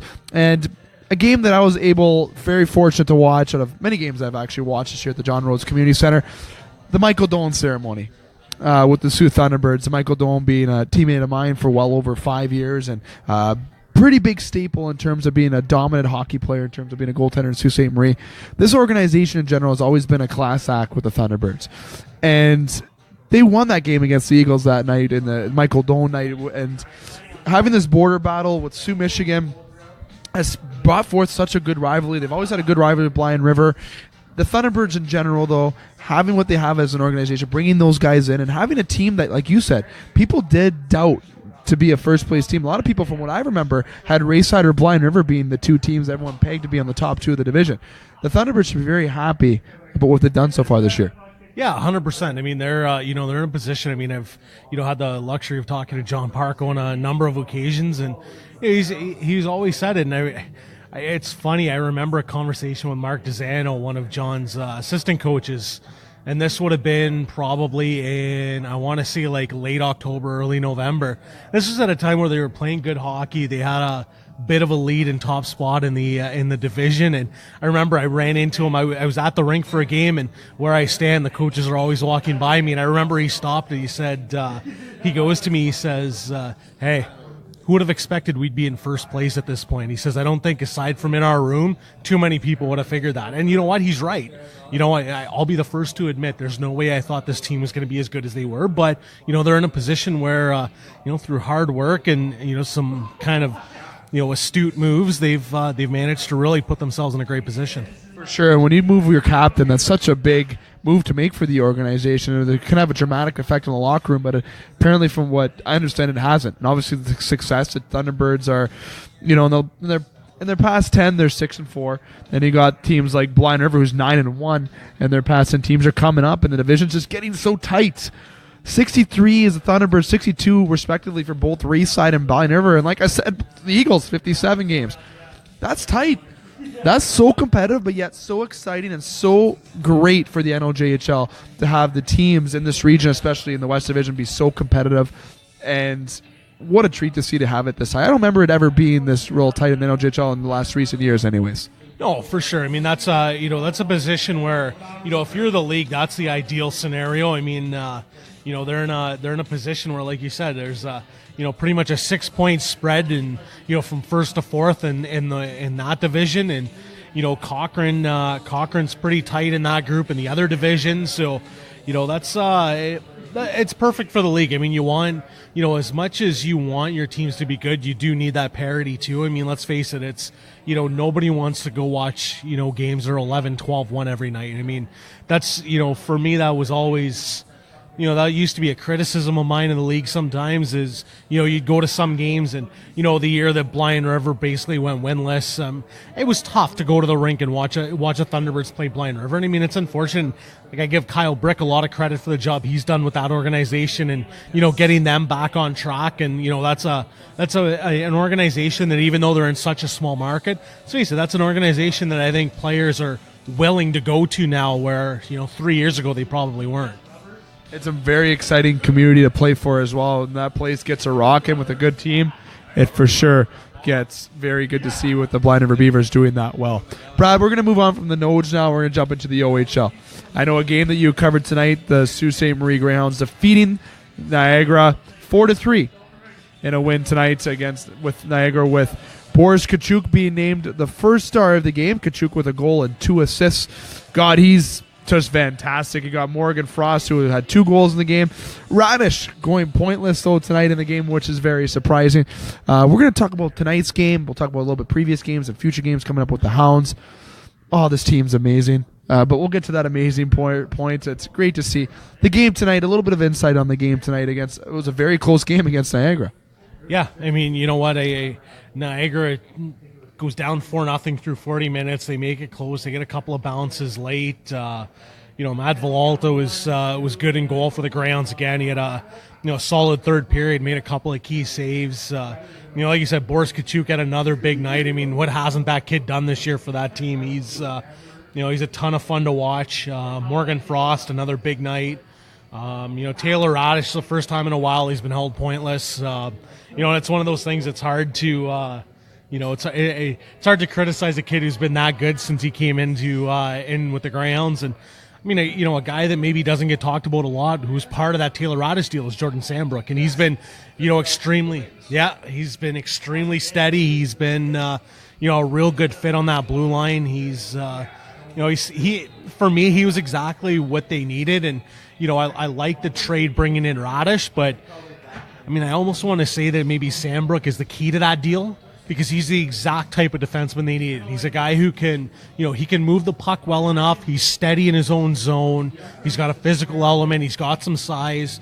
He was the ideal fit. I mean, he's another guy who was solid tonight. I mean, they're in a real good position at this point. They played really well up to this point, and it was a good all around effort. And the team was really excited because this was probably their best effort in a while, because even though they've won 7 straight now, they haven't exactly played well, but tonight was probably the best effort they've had in a while. Absolutely. I know you and I are going to have a little discussion about the Erie game on this past Sunday, on Super Bowl Sunday that was, but the Hounds improving to 44-5-2-1 for 91 points on the season. Wow. That's pretty impressive, and obviously clinched a playoff spot going forward. You got Sarnia, who is in third in the Western Conference with 36-12-4 for 76 points. And then you got Kitchener, who's in second, 35-15-2 and for 72 points. And the Hamilton Bulldogs in the eastern side being first with 72 points, 33-13-3-3 record, who the Hounds play this weekend. But Dane, I'm going to go over you for a second in terms of Hound statistics. You brought up a good point off the air that I kind of want to touch, and then Brad can allude to it after yourself. 3 out of the last 5 1-goal games against teams that we're going to get into after with Erie, even Saginaw, a good young team coming up, mind you, though, and even tonight against Niagara. The Niagara Ice Dogs, who are 26-18-4-3 with 59 points in the 4th, the Eastern Conference. Definitely some teams that maybe that's a 1-goal game that you see, but when it comes to over with the Erie Otters being 15-27-6-3 with that roster, you don't see 1-goal games coming against them. What do you feel about the 1-goal game situation with the Hounds, and kind of your insight on it, Dane? I think it's the perfect time of season to, after, the big winning streak there and, having a couple close games. It avoids being complacent going into, the playoffs, the games that matter. And you know what, like, as good as the Greyhounds are, it shows them that, they're going to have to, work their butts off night in and night out, especially when it comes to the postseason. And and you know what? And like Taylor Radish, how pointless tonight. It's just the Greyhounds. You have another guy that can step up and be the catalyst for the team that night and get them the win. But yeah, Taylor Radish fit in very nicely with the team so far. 18 points, 9 goals, 9 assists in the last 11 games, not including tonight. But sometimes when you get a big player like that, you might see the chemistry with the team. It might ruin it a little bit, but hasn't been the case with him. He's done awesome with Tkachuk there, the Tampa Bay teammates, World Junior teammates, now, hopefully our future Memorial Cup champion teammates. That's what we're all hoping for this year. But yeah, no, it's really nice to see. But yeah, like the 1-goal games, 4 of the last 6, I think, like I said, it's the perfect time of the season to start having those kind of games, and it's just going to be really good going into the playoffs and avoiding, being complacent. Very good points, Dave, for sure, to kind of not get ahead of yourselves in terms of thinking you're going to dominate everything in terms of that. But is the 1-goal games a thing to worry about for the Hounds with these games? You know what? It's funny because this has kind of come up a little bit with the team, and I think it would be more of a concern if they were losing those games. I mean, at the end of the day, they have still won 7 in a row. I mean, it's, I look back at that last homestand, and I mean, the game against Sudbury was probably for 40 minutes the most boring hockey I've seen in a long time. I'll say it was painful to watch, especially the first period. Like, I mean, you guys know me. Like, I'm as excited as anybody to be in the rink. I loved being in the rink, but I don't think I've yawned more than I did in the first period of that Greyhound game went last Wednesday against Sudbury. The game against Erie, again, it was a game that they didn't play well, but I mean, they gutted it out, for lack of a better phrase, which is a good thing. I mean, I think I would have more of a concern if they were losing these games. But, I mean, on the other hand, they go on the road and they drop those 2 games in Sarnia and Flint, getting a little bit of adversity now. It's not a bad thing for a team that's got 44 wins. They clinch a playoff spot by January 27th, which is probably one of the earliest any team has ever done it. I think the 04-05 London Knights might be the only other team that's ever clinched that early. So it's one of those things that have a little bit of adversity now in the next, 5 or 6 weeks going into the playoffs isn't a bad thing. And, let's face it, I mean, we forget that, they were without Rasmus Sandin up until tonight. Connor Timmins is still out of the lineup. It sounds like he made the trip this weekend, but he's not ready to play yet. I mean, those are, for most teams, those are your top 2 defensemen on pretty well almost any team in the league. And, those are 2 big names out of the lineup. And even tonight, you notice a difference with Rasmus Sandin being in that lineup. And it's going to be even more of a difference when you get Connor Timmins back and you get him healthy and back in the game shape. That team's going to be all right. I mean, they're in a position where once they get everybody healthy, I mean, I like I said, it's one of those things that you don't want to put the cart ahead of the horse, but I mean, that's a team that's going to be extremely tough to beat in a 7-game series in the playoffs. Absolutely. That we're expecting a deep playoff run with the Greyhounds. I mean, deep, extraordinary deep is the term I'm going to go with. And we were at the Erie game when I was there, and the Erie game was definitely a game that they had to gut out. Like I said, Radish getting 2 goals in the game, almost getting that hat trick at the end of the empty netter. Sioux native Owen Hendrick, and fan and listener of the show, who is still in Erie, which I got to say I'm very surprised that he still is a member of the Erie Otters. I figured maybe a trade homebound or into a team like, I don't want to say Hamilton, but team something like that, but to get into the playoffs. But seems like he's ending the season. Obviously he is with Erie, so good to see him play, and he played a very good game as well. Got a lot of power play time with Erie there, and Erie made it interesting.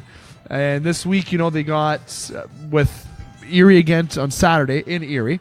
Then Sunday they got Hamilton, which is a potential OHL championship preview series. And you and I were talking about off the air. Hamilton made some big moves to bring in some guys, along with Kingston, who was out of their star guys, as you were saying. But big weekend, I think, for the Hounds. I know you got to figure that they'll put a measuring tape between Hamilton and the Hounds, what the distance is, if the Hounds can really pull away, or if they are the superior squad. Yeah, I mean, they're in a position where that Hamilton game, and I mean, obviously not jumping ahead of Erie just for the fact that, I mean, let's face it, that Otters team almost beat the Greyhounds here. So, you can't obviously you can't even jump ahead on that one. But, I mean, it's one of those things that, that Hamilton game is going to go a long way in telling a lot of people exactly how good this Greyhound team is. And I mean, it's a measuring stick for Hamilton as well. I mean, that's a team that, like you said, loaded up. I mean, they go and add, some pretty solid names, guys like Nick Mattinen, who was a nice pickup from Flint. They had Robert Thomas, who's got Memorial Cup experience. So, that's a team that's looking for a long playoff run too. So that's going to be that's probably going to be another 1-goal game. That's probably going to be a game that both teams are going to be looking to gut it out, and it's going to be interesting. It's going to be very interesting to see how that game goes. Absolutely, and definitely I'm excited to see how this weekend comes before they do return back home, which their next home game is going to be not next Wednesday, as they're in Saginaw next Wednesday, but they do play Hamilton here on Friday, which is a game that I'm definitely planning myself to go to. I'm expecting a sold-out crowd at the SR Center. Then they also play Saturday the 17th, at 7:07, and then they don't play until the following Saturday in Windsor, and you can check on their website for a future schedule. But that game against Sunday with Hamilton and this Friday is definitely going to show that measuring the tape. And I'm excited to see what the Hounds can do against Hamilton going forward and kind of see where they are. But I can't see the Hounds not being the far more superior team. I don't know. I need to see the game live. I haven't seen Hamilton yet this year. I'm excited to see them on Friday. It's going to be a battle, especially at home. So I think it'd be great for all the Sioux-ites out there to get their butts to those seats at the SR Center. Pack that arena, because when that arena's loud, it makes me remind me of the olden days of the Memorial Gardens. When Jeff Carter coming down, or you got Tyler Kennedy, you got the boys coming down the side of scoring. The Memorial Gardens was so loud all the time. And I'm not criticizing the loudness at SR now. It gets exciting, but we got to get excited for this team that's currently on the ice right now for them. Yeah, I mean, let's face it. You look back to that 2014-15 team.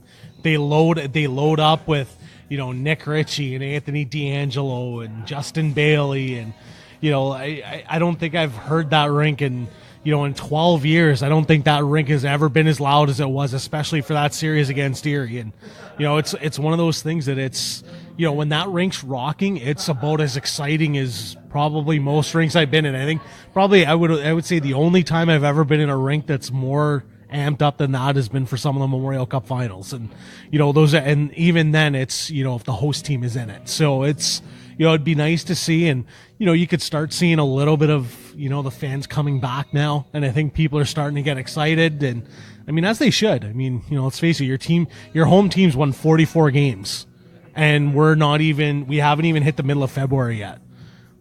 There is the potential that this team could lose under 10 games in regulation all season. I mean, think amazing. About that for a minute. Think about that for a minute. 10 regulation time losses in a 68-game schedule. Like, conceivably, they're good enough that they could probably have less than 10 losses, period, all year. They are that good. And, I think people are starting to realize that, hey, you know what? This team's winning games that maybe they don't deserve to win. They're winning games that they deserve to win, and they're playing well in some of those games as well. Like, they're a team that you should be excited to go see, and I think people are finally starting to get that, and it should only get more exciting here going forward. Absolutely, and with the Hounds, get out and see them and support the home squad. You're not going to see, well, you might see a better team in the future sometime, but enjoy the moment while we can for sure. Brad, we're going to jump from the Hounds a little bit. We're going to go into a little bit of NHL talk. I know Dane and myself, we had our little NHL chat, but I want to jump in and get some NHL points from you. A very well-knowledge sports guy, well-known sports guy in town, and well-respected as well. Somebody that, I want to come on the show as much as possible to get your insight with everything. We got the trade deadline around the corner, and as you heard before we went on break, before we brought you onto the show, but for myself and Dane, we talked about the trade deadline. We talked about the Leafs. We talked about the Olympics. Had our multiple choice segment that you heard for the first time. With this NHL trade deadline, are you expecting a big trade deadline? Is it going to be active? How about some names? How about some teams? How about some points that you maybe want to bring to the table? You know what I mean? I've grown up a Red Wing fan, so the last couple of years have been extremely tough. Watching my team miss the playoffs was extremely strange because and it's funny because it was one of those things that I was 9 years old, I think, the last time the Red Wings missed the playoffs. I'm 35 now, so it was so young. Yeah, it was so weird. But it's one of those things. I mean, a lot of people are, talking about Mike Green, as a real big name. There have been rumors that, and the thing in Detroit is it's a real strange setup because, as much as teams that are in contention are looking at veteran guys, if you're Detroit, most of the guys that you want to move are guys that are your younger guys. They're Dylan Larkin, they're Andreas Athanasiou. They're guys like that, and it's, there's talk of Athanasiou getting moved. Which is strange because that's totally the opposite you hear of, a team that's rebuilding. But let's face it, it's hard to move a guy like Henrik Zetterberg, who was great in Detroit for so many years. But it's really hard to move a guy like that, and his contract's a little bigger, he's a little older, he's not as productive, so it's harder to move those guys. And if you're Detroit, you almost think, well, you know what, maybe we have to move a young body. I mean, I'm expecting them to move Mike Green. I would be shocked if Mike Green remains in Detroit after the deadline. And it's weird because this will be the first time he's ever been traded, because after signing in Detroit as a free agent. So I mean, it's one of those things that, I think Detroit's going to be active, in terms of trying to make some moves and, free up some potential salary. Like I said, they've got a guy in Green that's, I think extremely well sought after at this point. Washington might be an option. And that's the thing, right? And I mean, I think there are enough teams now that are going to be active. Like, Washington, I think. I could see Tampa, for as well as they've played. I could see Tampa being active. You know what? I wouldn't be shocked if, Toronto. I honestly wouldn't be shocked if Toronto makes a move or two. And I don't know that they make anything, as far as a blockbuster move, but I mean, that's a young team on the rise. As much as a Wings fan, it pains me to admit that. But I mean, that's a young team that's playing extremely good hockey, and they're on the rise with guys like Marner and guys like Matthews and Nylander. This is an organization that is finally doing things right. I mean, they're trying to develop players in the minors, and let's face it, that was Detroit's bread and butter for years. Look who's the head coach of Toronto, who was a part of that. And if anybody's going to know exactly how to do that and exactly how to develop players in the minors, it's Mike Babcock. I mean, bringing him into Toronto was the perfect thing for that organization. And you give him a long enough leash that you're giving him enough time to actually get it done. And, that's a team that, if they make the right moves, they're not going to go for the Mike Greens. They're not going to go for the guys that are at the end of their career, but they're going to go for the, the mid-age guys, that have still got some life left in them. I mean, let's face it, Patty Marleau's having a great, has been great for them. The grandpa of the team. Right? So, I mean, that's a team that I could see making a couple of moves for, some late 20-ish guys and, kind of making some moves to fill in the roster. And let's face it, I mean, a guy like Josh Levo is going to, not that he's going to get them the moon, but, he's going to get them something that they can use as leverage in a trade as well. So, I mean, that's an organization I could see making moves. I mean, you can never count Pittsburgh out. I mean, you guys mentioned that before. I mean, that's an organization that is obviously always looking at making moves and seeing what they can do as well. So I think it's going to be a busy deadline. I could see, it being one of those days where it's going to be, a lot of deals, a lot of drop picks getting moved. For sure. I think it's going to be quite the active deadline. You were saying that too, Dane. A couple more things before we conclude the show and let Brad go. I know the last part, we got a fun little thing that we're going to bring to the table for the power rankings. But I want to get kind of more your insight in terms of the NHL with kind of a bit more with the deadline in terms of teams that are selling, maybe more what Brad said, maybe what you wanted to touch on based on his comments as well. Yeah, I really think this year is going to be a really busy deadline because I just think there's so many teams that are just willing to sell that are in the bottom half of the standings right now. And I think it's kind of crazy that Detroit's willing to kind of give up players, younger players of that style like Larkin and Athanasio. Like it kind of blows my mind. For Toronto, I think Mike Green. I think if you got to stay course. The Shanahan has built a very good team, and he said it right off day one. It's going to be a slow and steady process, and the Leafs are a little bit ahead of it. But I don't think that means you jump the gun. Do they have to win the Stanley Cup this year? Well, I'm sure a lot of Leafs fans would like that. They've been waiting long enough, but at the same time, you know what? I think stay the course. Maybe sign a good a depth defenseman or something, try to make a little bit of a run, get some experience for the young guys. But, I wouldn't go crazy and, deal a lot of your good prospects for Ekman Larson or a McDonough or anything like that. So, but yeah, I think Mike Green would be a really good fit. I think Mike Green, Washington, I think it's a surprising team. They lost so many guys during the offseason this year that a lot of teams didn't think that they were going to be in the situation that they're in. So, yeah, Mike Green come back home to Washington. They need some defense. John Carlson's about the only guy they got left on the back end there for the most part. So it should be interesting. I think it's going to be busy. Like I said, there's so many snipers available.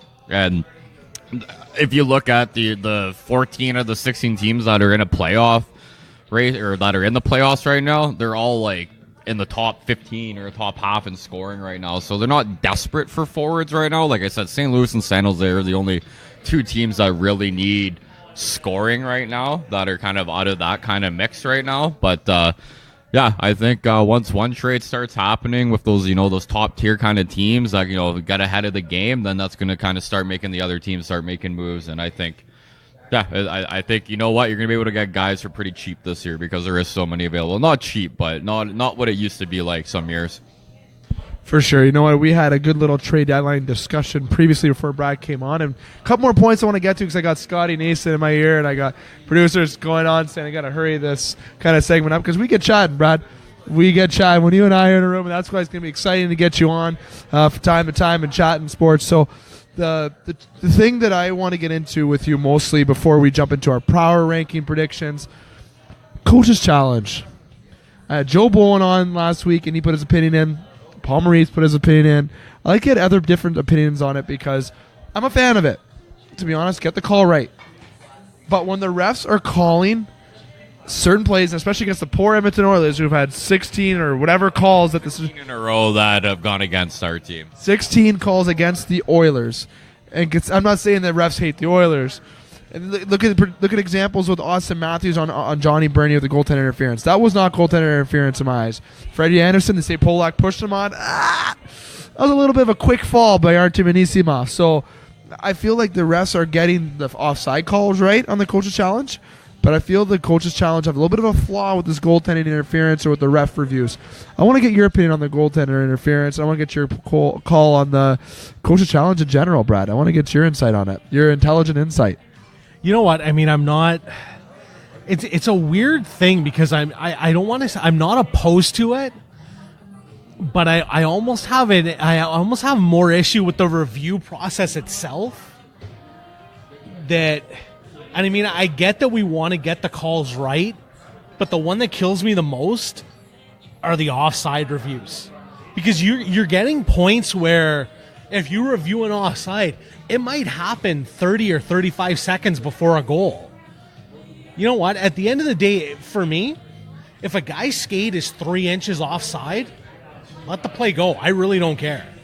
The ones I want them to get right are the obvious ones. You know, I would still almost rather them leave a little bit of the human element in it.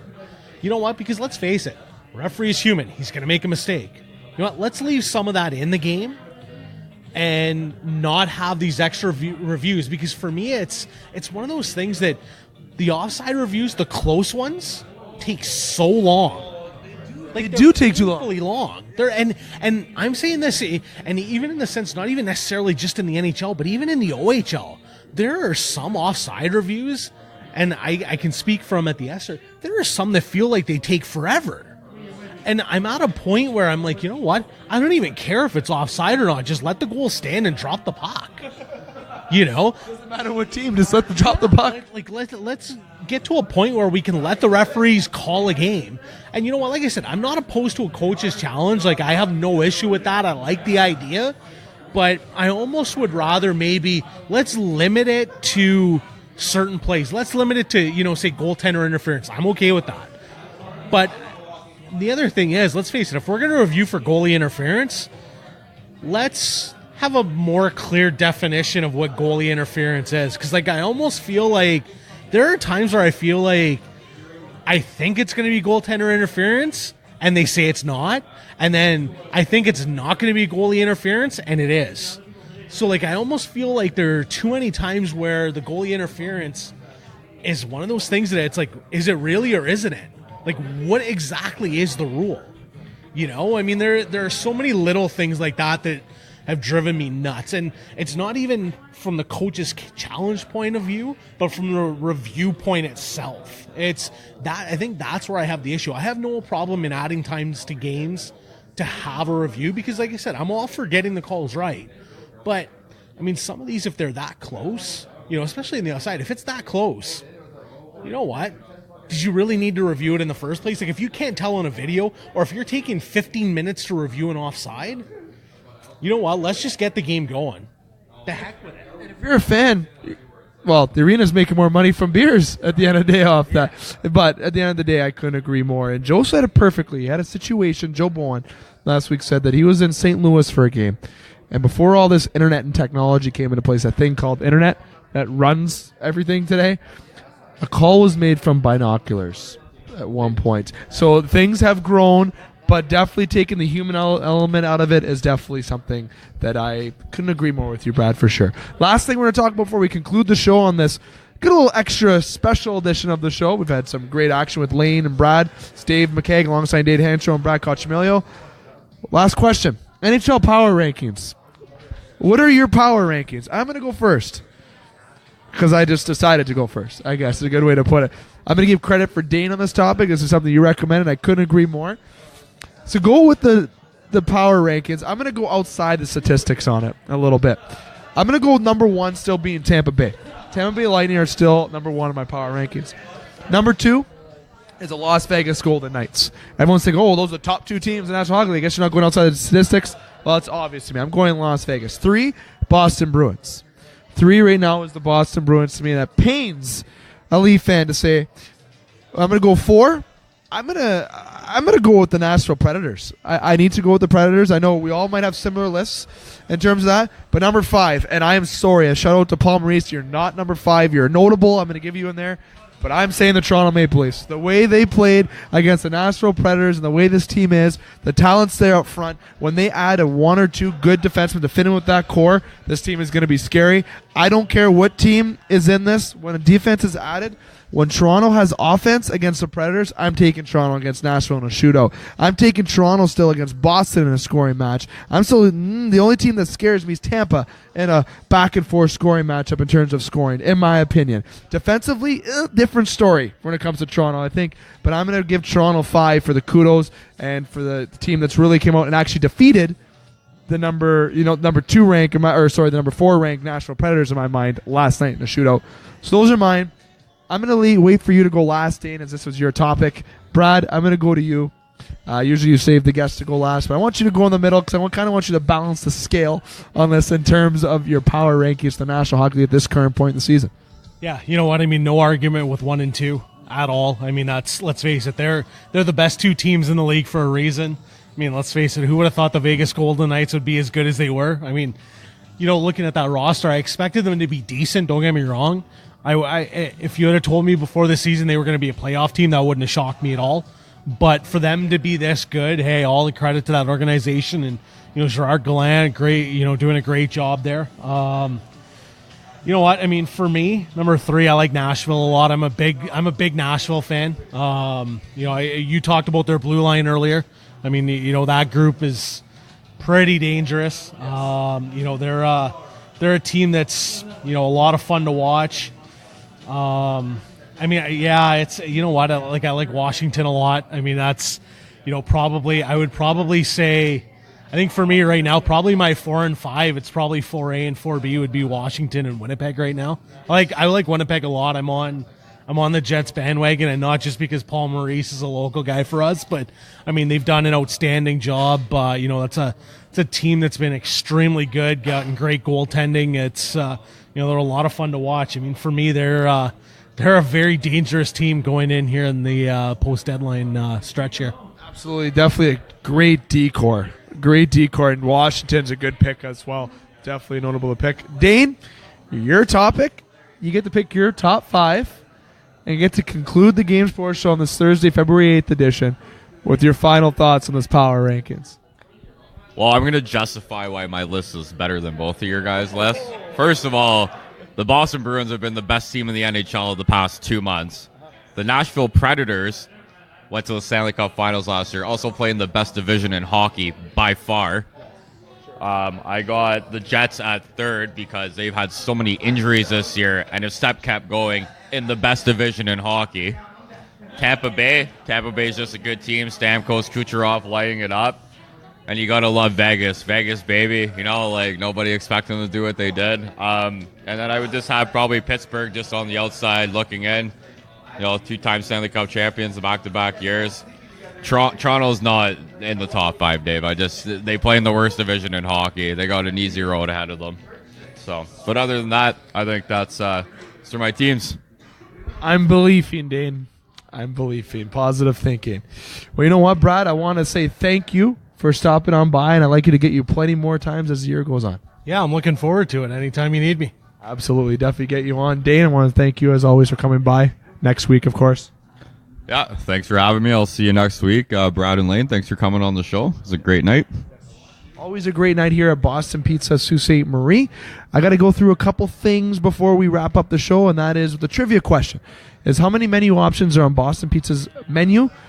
You can email the Game Sports Show SSM at gmail.com with your answer, or answer via the website www.thegamesportshow.com, or even comment on Podbean, or even message me on Facebook with your answer, and you can win a prize. As you know, we gave away many great prizes the past few weeks, so it's definitely want to get your answer into that for sure. And as I mentioned on the show, we didn't have our Wednesday show at Sports Center Bar and Grill. We're going to have that either Sunday or Wednesday next week. It might cancel into next week. We're going to talk about the Super Bowl, basketball, and we're even have a roundtable discussion. Monday, we do not have a show on the Game Sports Show on 95.1. We are having the week off, actually, as our board operator, and the main goals of the Game Sports Show, Scott Nason, on the Sioux, Michigan side, is not going to be available this week, so there won't be anything. So between now and next week, you got Wednesday on the Game Sports Show, and you got Thursday for the Game Sports Show here live at Boston Pizza, Sault Ste. Marie, where you're among friends. And I got to thank additional sponsors along to our home here at Boston Pizza. I got Sports Center Bar and Grill, The Salon, Discover the Canvas, Superior Pro Shop, North Shore Sports and Auto in Sault Ste. Marie. And over in Sioux, Michigan, we have with the Game Sports Show. Wow, let me rephrase that. We have Pingator Cleaners and the Wicked Sister, part of the Game Sports Show as well. Many shows. And like I said, get on our email, answer the questions. Get on our website on the www.thegamesportshow.com. You can go to YouTube link to watch all the episodes in the current episode, and Podbean, where you can download the app for free and follow us and get notifications when the show is uploaded. For Brad, Laine, thanks for coming on by. For Boston Pizza, thanks for the hospitality. And Aaron Grisdak, Dane, always. Justin Heichel, get better. Happy birthday, Jerry Patingolo. And for Dave McCaig here, and to you out there, you all have a great night. And thanks for listening to the Game Sports Show.